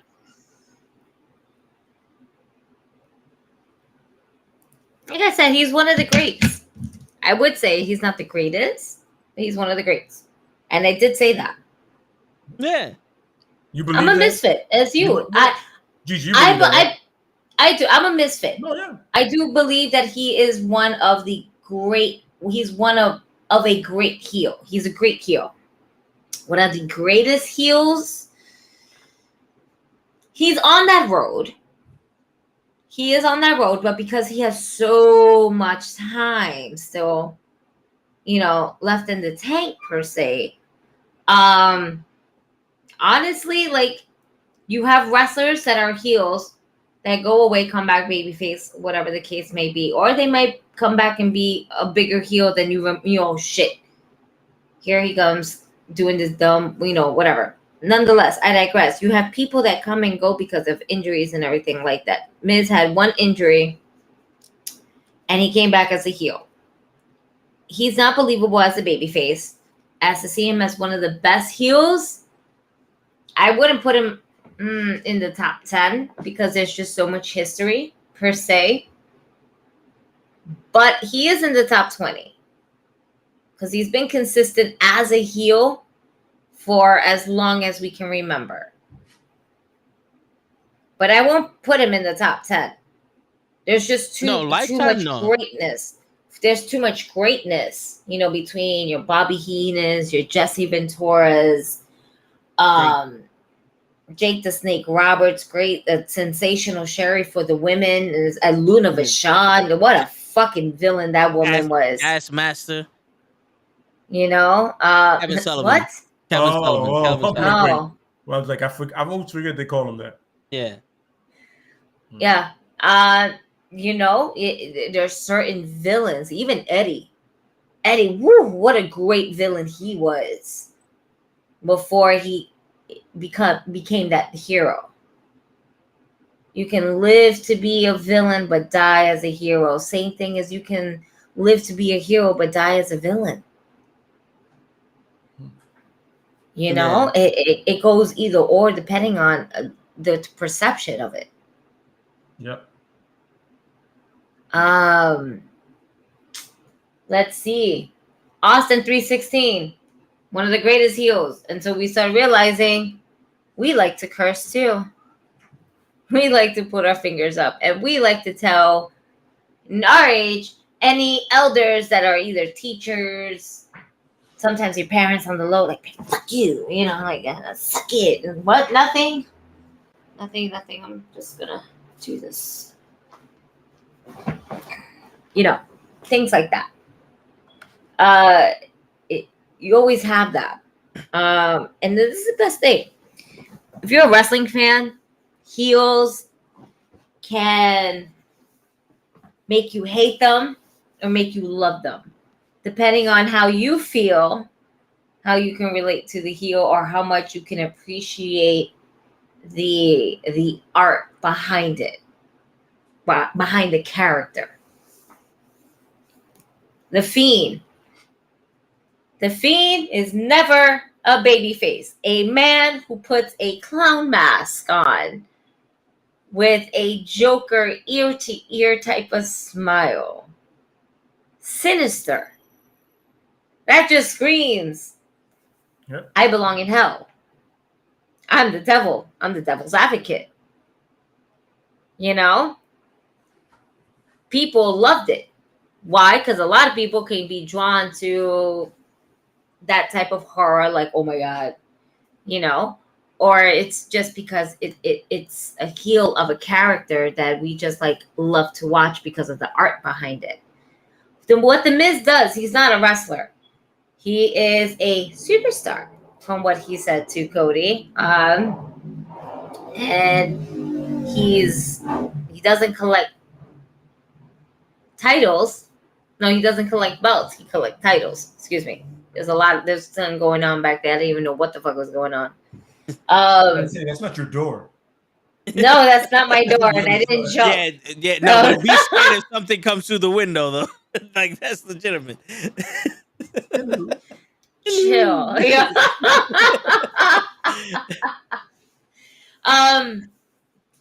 But what essentially is supposed to be a heel, you have people who love it. A real heel, in all honesty, is when no fans love you. Literally no one. Where you're getting threats sent to your house like Sergeant Slaughter did. Or The somebody's heel, trying to stab you when you're leaving the arena. the like Piper. heel, the Iron Sheik, Sheiky baby, Booby. one of the best heels. Yeah, but that was a It's different not time. my fault, Snitsky, for punting a baby in the crowd. Not a heel, because that shit was funny as fuck, alright? Yeah, no word. Like, how you punt a baby? Who? What? That nigga's emotional. That nigga needs a hug. Yeah, I'm trying to go through even like what AEW roster is.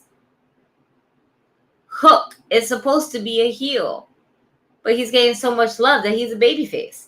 Yeah. Yeah. Lance Archer, good hook. Good hook. Good heel. Excuse me. But it's weird because you see him being mentored by Jake the Snake Roberts. And you don't see much coming out from it. Yeah. The same shit with Darby Allin and his thing. Yeah. That's another thing. And that's all right. That's Sting's son. Yep. That's his hijo. Absolutely. But what's coming out from that? What's the mentor going? Because I don't see none of them going for titles. Lance Archer was going for titles. But now I see Lance Archer on their YouTube channel. On Dark or Elevation. Maybe even once in a while on Rampage. But I don't see anything sinister or very heelish that comes out from it, except the fact that he beats up his opponents in the back to bring him out to the front. And it's just AEW has so much talent that even though they're rotating it, they're not rotating it with absolutely everybody that they have on the roster. Yep. It's like 1 week we'll get Punk, we'll get Keith Lee now, we'll get Swerve, we'll get Bryan Danielson, Moxley, Best Friends, Jurassic Express. You know, and then it also rotates to Adam Cole, Red Dragon, Samoa Joe. Oh, right, their AEW champion, Hangman, Adam Page. Then we get these guys, but then the following week we'll get the same guys from 2 weeks ago. Yeah. Like, I want to see Frankie Kazarian back on Dynamite. They're bringing Hook to Dynamite. And I'm like, okay. I like the whole concept of Hook and being whatever, just coming into the ring, fucking up the guy, walking on out, trying to do an interview, doesn't talk, doesn't do no whatever. I'm okay with that. I'm like, all right, I like it for shits and gigs. I'm like, okay, this kid wants to talk. This is the best thing about him. Remember how Dexter Lumis just doesn't talk at all in NXT. He just awkwardly stares at people, right? With his big ass fucking shirtless body and tight ass pants, all right? Yeah. Just And his awkwardly, OJ gloves. right, in his OJ gloves, painting or drawing his victims, his next person's picture and what's happened. Right, exactly. Exactly. All the time. Did not say a word. Just when you think you're about to get a word from him, somebody cuts him off, either talking shit or it's the storyline with Indy Hartwell where she's like, oh my God, babe, what do you think about that? Oh my God, you don't have to say no more. I completely understand. I completely agree. Like, bitch, he didn't say anything in the first place. And they're building that same hype with Hook. So when the moment Hook speaks, it's going to be on some shit where he takes the fucking microphone away from somebody and he actually says a few words. Or he might just do the dickish thing, take the mic and just be like, and then just hits the guy with the fucking microphone to get out of his baby face, because technically is Team Taz and everybody in Team Taz is a heel. Correct. Yeah. Yep. There's different ways of how we're gonna end up doing with Hook. Either A, he's a baby face because he's super hot in many ways, or B, he's gonna have to change, like, honestly, like, do something shady to Darby Allin, because that's how you're gonna get Hook. Because Darby Allin's loved. No, yeah, so that's funny. I'm always like, everybody always goes to Darby first. Like, let's go after Darby first. He's the little guy everybody loves. Yeah. Him and his skateboarding ways. Yeah. If you want to put Darby Allin over, this is the thing about AEW. Everybody, all the old heads wants to be mentors, have a faction, mentor only one person. There's a lot of that. It's like little mini territories, right? In AEW, there's mini territories. You have your William Regal territory. You have your Taz territory. You have your Dan, what's his fucking name? Lambert. Yeah. Yep. The MMA. There you go. You have that territory going on. You still have apparently the Nightmare territory, because the fucking Dustin Rhodes is gonna go ahead and tell, like, I'm gonna be here for you, Rhodes. I ain't going back to WWE. They can suck my dick, Word. Then they got the Factory and the Baddies and the Dark Order and the Jurassic Express people, and Chaos is there with Orange Cassidy. Yeah, House of Black. There's I find that weird. Chaos and Orange Cassidy. Again, little fractions, all right? That is like little territories. Now, with that being said, they have them, but they're not doing nothing with them. My turf versus your turf. My team versus your team. Your team ain't got shit. My team got this. They're not doing that, and they should do that more often. Because all they're doing is growing. They're just placing these people in, all right, you're going to go with this group. You're going to go with that group. You're going to go with this group. This group is going to elevate you here. But we're not doing anything with them combined together. I agree. So when you have that, it's like you're kind of lost of who's a villain, who's a babyface. Mm-hmm. If Team Taz is supposed to be villains, what is a babyface doing in the villain's fucking faction? Yeah. True. Because then that creates animosity within the team. And overall, that's Taz's boy. So Taz is like, fuck you, Ricky. Fuck you, Hobbs. Fuck all y'all niggas. I'm Team Taz. I chose you. That's my boy. I don't go, well, why is he getting all the love? Why is he getting the titles? Why not he holds this title and then I go for that title?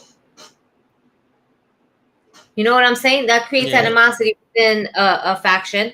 And I don't want to see that in Team Taz. I just want to see Hook being a heel. As he should be. I see what you His did there. daddy was one. I see what you did there. Yeah. I see what you did there. I see. Yep. We know what his daddy is. His daddy's Taz, the suplex machine. That's right. He was a badass in ECW. And if he didn't break his fucking neck, he still would have been a badass in the ring. Yep. Eat him if you can. Survive if he lets you. And another great heel quote, but this one from a wrestler. There's always a few. And you had your Bobby Heenan and the Heenan family where they all held the gold. Like that is a successful faction. Oh, yeah. When the whole squad holds the gold. That's what Roman wants to do. Have the whole... It would be dope and over on some real ass shit. It would be super dope. Usos get the tag team belts. All right, I got both of these belts. You got boom, boom, bees. You know what? My waist feels a little empty. I'm gonna holler at them boys in NXT. I heard you the son of Steiner, but not the good one. You know? I know Big Papa Pump. You look like him. But you ain't him. No. It's the other nigga. He didn't last too long in the business, did he? No, not like your uncle. That man went. Woo. He's unstoppable. You just a bitch boy. You know? Shit, something like that. You know what? Yeah. But it takes a lot to be a heel. Roman is by far the best heel that WWE has right now. Yep. To add him with Paul Heyman, it just adds extra heelness to your card. Charlotte is her own heel. Even though we all hate Ronda Rousey and we think fuck that bitch, we also think sometimes fuck Charlotte, but I gotta give it to her. She is an in-ring performer who performs night in and night out. Doing wild shit. Yeah, I'm not saying she's a wrestler. She can do wrestling moves. I see her more as a sports entertainer until I can see her actually get into a ring. I don't know. She's an excellent acrobatic performer. She does is that backflip. The moonsaults. Yeah. You know, on top of that, there's a lot of things that she does. Yes, her father is the dirtiest player in the ring. The But game. yeah, it's just I would love to see some wild ass shit, and I'm gonna say it now. I know Charlotte is home blood and breathed in fucking WWE, but I would like to see Charlotte in AEW just to see what the competition will look like with I want to see her in a fight with Britt Baker. I want to see her in a fight with Thunder Rosa, most importantly. Charlotte? Yeah. I mean, I saw her in a match with Oscar. That was enough for me. She could be somebody's manager. But that's what I'm saying. I want to see her with different women. Like, I'm not saying I want to see her in the organization. I think I just want to see a match. I don't care what fucking organization it is. As long as it's a fucking match and it's actually worthwhile. I want someone to give Charlotte a run for her money, because when she was in her NXT days and just starting out, she was a really legit, wrestling performer. Now, as you can tell, is where she doesn't give a fuck. Where Randy Orton loves what he fucking does because he has so much fun with it. And the same thing goes for Brock Lesnar when you see him on the TV, this whole WrestleMania leading up to it. Yeah. So, they look like they're having fun. Charlotte's there looks like she's just there for a job. Yeah, once they got rid of Andrade and her father, it almost seemed like she became public enemy number one. But, no, yeah. And the quote from Bobby the Brain Heenan was, "Win if you can, lose if you must, but always cheat." Wait, let me do that move. Fucking Bobby the Brain Heenan. One of the greatest managers, Paul Heyman, the greatest advocate. The greatest Wiseman. The greatest promoter. I'm gonna put that out there. He's the greatest promoter out there. Yeah. If he had the same amount of money that the WWE had, if he was running ECW would be here right now. It wouldn't have went out of business. But at the same time, he wasn't making right money decisions, and he even admitted it. But I believe, with everything that's going on in the wrestling world today, I honestly believe that if they were to cut their losses with Paul Heyman or vice versa, he can start his own wrestling organization and it'll still be underneath the name of Heyman Hustle, because he already has that established. Heyman Hustle Wrestling.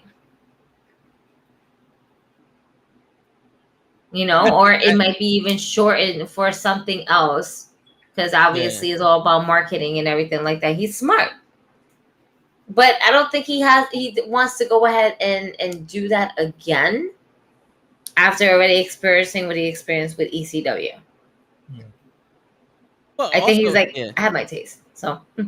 You know, I think it was. I think the motivation for ECW was WCW. When he was in the Dangerous Alliance, he was doing some shit that wasn't WCW-esque. He was ahead of the curve there. All of his guys, Ravisher, Rick Rude, Son of Steve Austin, they were supposed to be mid-carders, and they were like at the top, the peak of their careers when they were with him. You know what I'm saying? And then they got rid of him, and it was like, you guys don't know shit. Which at that time WCW didn't know shit. They just had generic house. They had house shows on TV pretty much. They didn't have too much storyline. They didn't have any promotion. They just had house shows on TV where the Dangerous Alliance had something. They had a gimmick. And he was like, yo, fuck it. I'm going to show you how to do real wrestling. And he got Tommy Dreamer, who at that time couldn't wrestle a lick. And he became one of the most loved wrestlers that they ever seen. You had Raven and Taz and Sabu. They didn't even touch for a year. And that was a highly anticipated match. Absolutely. You can't even, like, nowadays, you can't even fucking have the ink dry before they already put you in a dream match. You know what I'm saying? Yeah, absolutely. Yeah. You can't build the anticipation, let it simmer. It has to happen tomorrow. Yep. Dude, I'm still in Japan. I gotta get over there. I can't give you that match right away. Find a way, bro. It's already booked. Okay. Make it weird. And the thing with Paul Heyman and Bobby the Brain Heenan is that they were the guys, we're up here. We're on this level. If you're not on this level or close to this level, you're not going to work with me. Yeah. And it showed with Ryback. But like Bobby the Brain Heenan, like he worked with Mr. Perfect and Ric Flair because he talked the shit, they backed it up. Yep. And the crazy shit was they can talk just as good as shit as he did, but they said you talking from. Yep. Absolutely. You know, and even when he was an announcer, my man, like him and Gorilla Monsoon is priceless. They're my favorite announce team. But yeah, I agree. You know, this isn't fair to Flair. Like he was still Flair's manager while he was sitting the fucking on the table, fucking announcing the match. Yeah. Yeah, Henan definitely is my favorite heel announcer of all time. Because he, one, like you said, he pushed for his guys, and two, he hated Hogan. Yeah. Holy shit, and if he didn't, fooled me. He fooled the fuck out of me, son. He did his job He kind of ruined Hogan turning heel. Yeah, when he's like, is he the third guy? Is he the third man? I was like, when you're a kid, you don't believe it because you know Hogan, but you look back and then I'll go, yo, had I been knowledgeable now back then, I'd be like, yo, he just gave up the whole thing. But no, in all honesty, yeah. But if this was the WWE doing that, they would have been like, oh, you're just hating on Hogan because you hate Hogan. No, but he hated Hogan. Hogan in that too. He did, but it was like turned down. Like in WWF, he hated Hogan at 10. In WCW, he hated him at 5. The humanoids, it was one of those. You're right. I gotta keep the gimmick going. But I'm just gonna turn it down a little bit. Yeah. That's why it felt weird when he said it, because it was like he didn't hate him as much in WCW than he did in WWE. That's true. WWF at that time. I'm like just looking over some of the best Bobby Heenan quotes, and I'm like laughing because I hear it in my head. A friend in need is a pest. Yeah. All right. And tomorrow I'm having a bunch of guests over to my home in Beverly Hills. Turkey for everyone. Only $8 a head at the door. And then the Gorilla Monster. Oh, would you stop? Right. That's the best part. Oh man. Yeah. It's a dog eat dog world, and Mr. Perfect is a milk boat.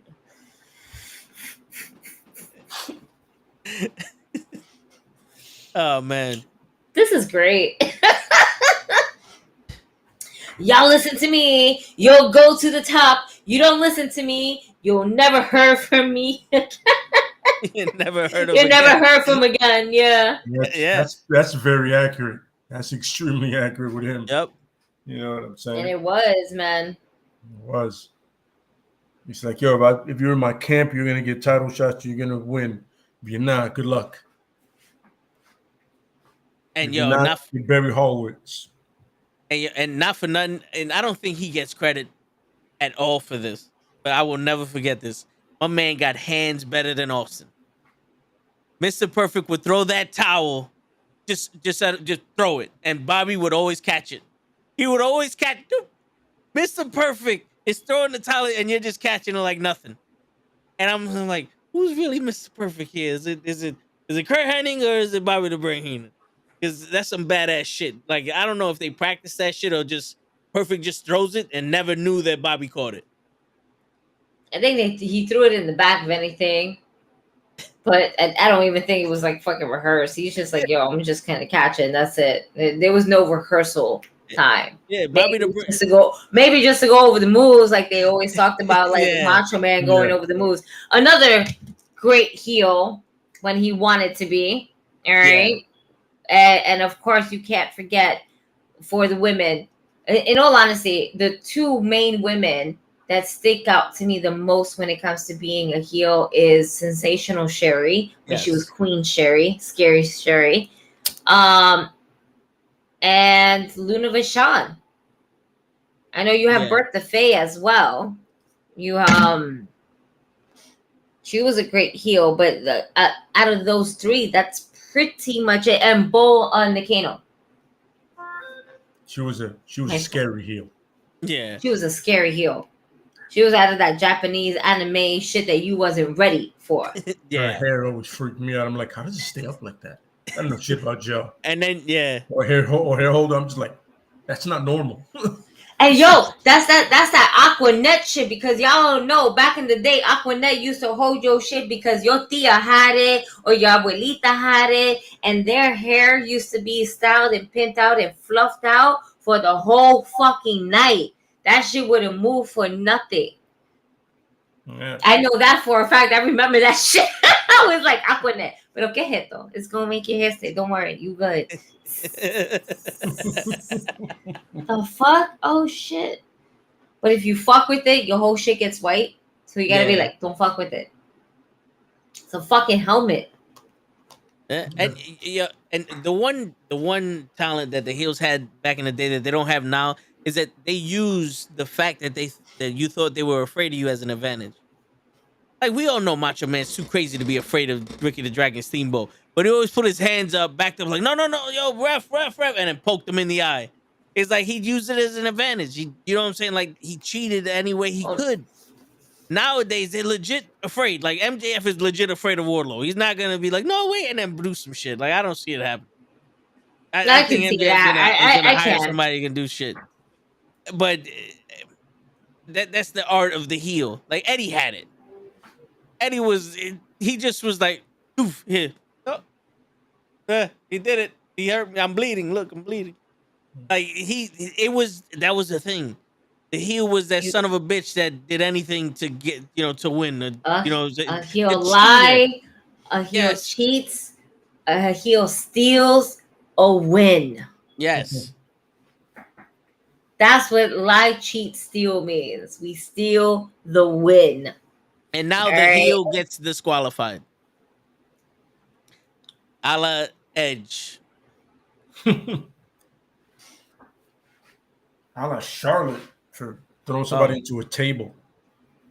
And that's something that everybody does too. Yeah. Everybody use it all of a sudden to disqualification. I'm like, wait a minute. But that's it now? Especially in the Hell in the Cell match? That's weird. Yeah.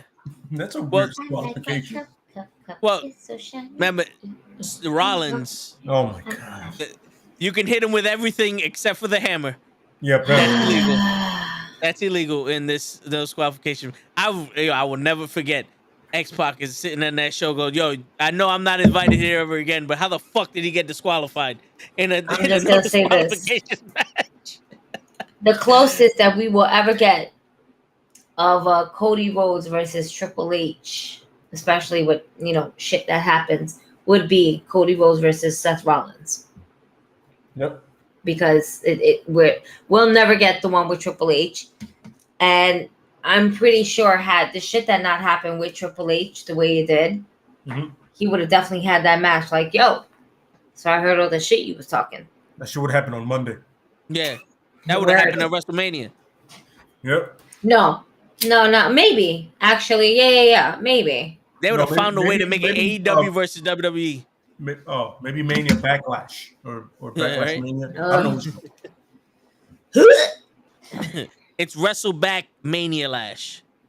Why are we calling it WrestleMania? We already had WrestleMania. It's not our fault that the Saudis fucking missed it. The fuck? Like, it was just, everybody knew the fucking dates. Yeah. All right? Fuck off. They got the network. No. You word. Motherfuckers. Yeah. I mean, we're running late. Yeah. We spoke about heels. Yeah. We got Britt Baker is not the best heel in AEW's women's division. I'm gonna go with legit Layla.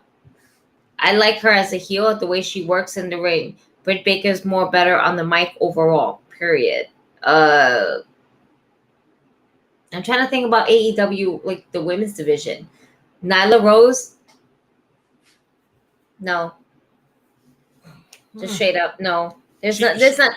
She's a heel. In the beginning, she was a good heel. I don't feel like adding Vicky with her really helps her. You know what the problem is? All of the heels are treated like they're stupid. Like Nyla Rose, when she was a heel with Shida and Rio, she was a dominant person, and they just so happened to squeak away a victory. But now she's like a buffoon. She's looking like Tamina Snuka. You know what I'm saying? Like my man Rosa put the cake in her face, and she's like, "Looking for you, I like cake." And you know what I'm saying? It's like, bro, we don't need. I'm not looking for WWE and AEW. Like, why are the Red Dragons looking like idiots when they're losing to Jurassic Express? Absolutely. You know, like, I get some heels benefit from doing that stupid shit, but not all of them should be doing it. You know what it is? It's just building up story until the big payoff at a pay-per-view. That's, in all honesty, because you have to think about it. It's not like we get a pay-per-view every fucking month with AEW. They believe into long storytelling because essentially that's all they have before a big pay-per-view. It's not like we get one every month like WWE, and then niggas are scrambling to figure out what's going to happen at WrestleMania, Backlash, in your house, 24/7, intercontinental pay-per-view, premium live event. Yeah, get it right. Gotta be careful. So with AEW, it's you're in it for, and when it comes to story, you're in it for the long run. You know, they might look buffoons now, but when it comes to the pay-per-view, it always pays off because it's just a little bit more like, and to see a group of heels like Red Dragon win, and then to see Adam Cole win, you know what I'm saying? Like, Adam Cole's going to be the champion. I love Hangman Page, but he's doing absolutely nothing with the belt. Yeah, he's not. I want to see faith in him. Don't get me wrong, but this cowboy shit ain't doing shit. You know what it is?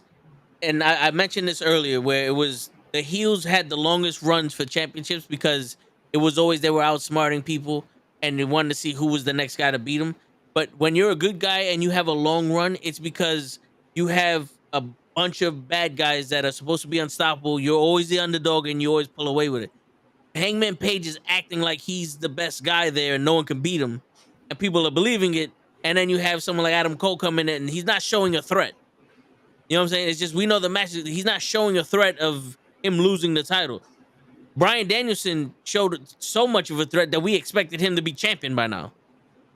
It kind of hurts Hangman Page when it's like you're not the underdog in any of these matches, but that's what we gravitate to when you're supposed to be the face. Because on a that's why. weekly we see him being the underdog. Yes.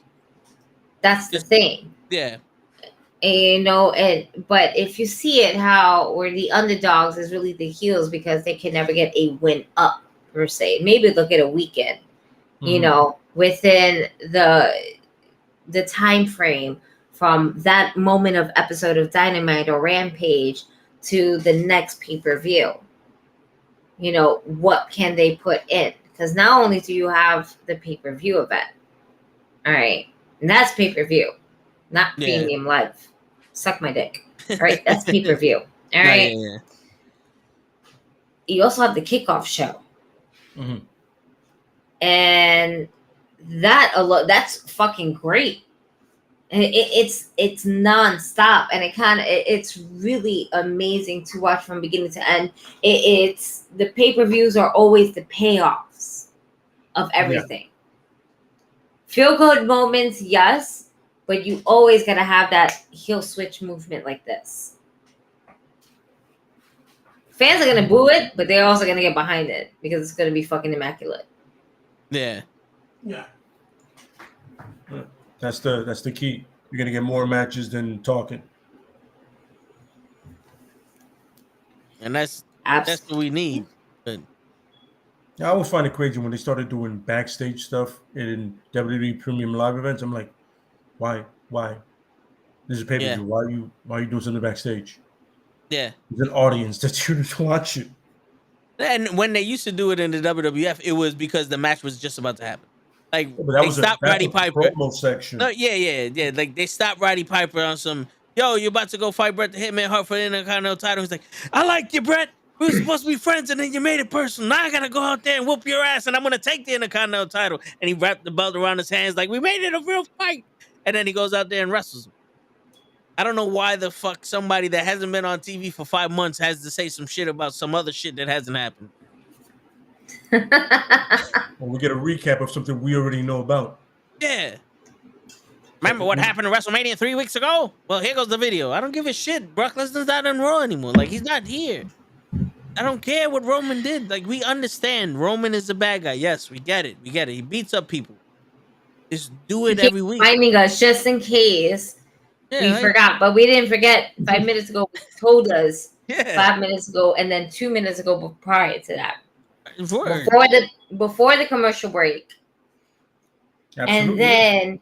And then that happened after somebody was coming out and they're patiently waiting in the ring for us to come back from commercial break, and we're still going to show you what happened moments ago.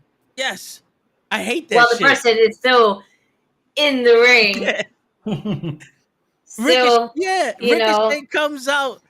Halfway down the ramp, we're going to commercial. We're supposed to believe we're still doing this for an additional 7 minutes. Like, yo, that's a lot. Yeah. That's a lot, folks. You know how many times me and Kenny's like somebody's walking down the ring, halfway to the ramp, they go to commercial, they come back to a segment, and then they go to the match and like, when the fuck did this guy walk out? Like, why the fuck isn't he getting an entrance? It's like, and then somebody in the chat like, he entered before the commercial. Like, oh shit, you're right. 20 minutes ago. Like, why the fuck has he been in the ring? Like, what is he doing? Is he signing autographs? Is he cutting a promo that we ain't here? Like, did he have another match? Like, is that what it was? He had a squash match before the TV match? Like, what's going on here? Like, please, someone help us.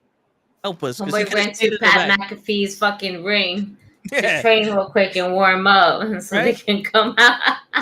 My man's doing jumping jacks. He got the crowd counting with him or something. Like, what's going on here? Yeah. Oh, man. Remember, folks, the real villain, Vince McMahon. I'm starting to think it's us. It's the casual fans of the real villains. As much as I joke about it, you motherfuckers really do want to see Goldberg. Yep. Motherfuckers. All right. Well, on that note, go ahead, Gigi. No. We'll let you close. No, we won't. What? Nah, this is for your 97 cousins. That's right. The Dudley Oh, Boys, yeah. baby. All right, leave on that. All There right, you fuck go. that. 3D. That's it. Get the for you. tables. Get the tables. That's right. And on Fuck that y'all, note, niggas. on that note, it's your friendly neighborhood knucklehead signing out. Peace, everybody.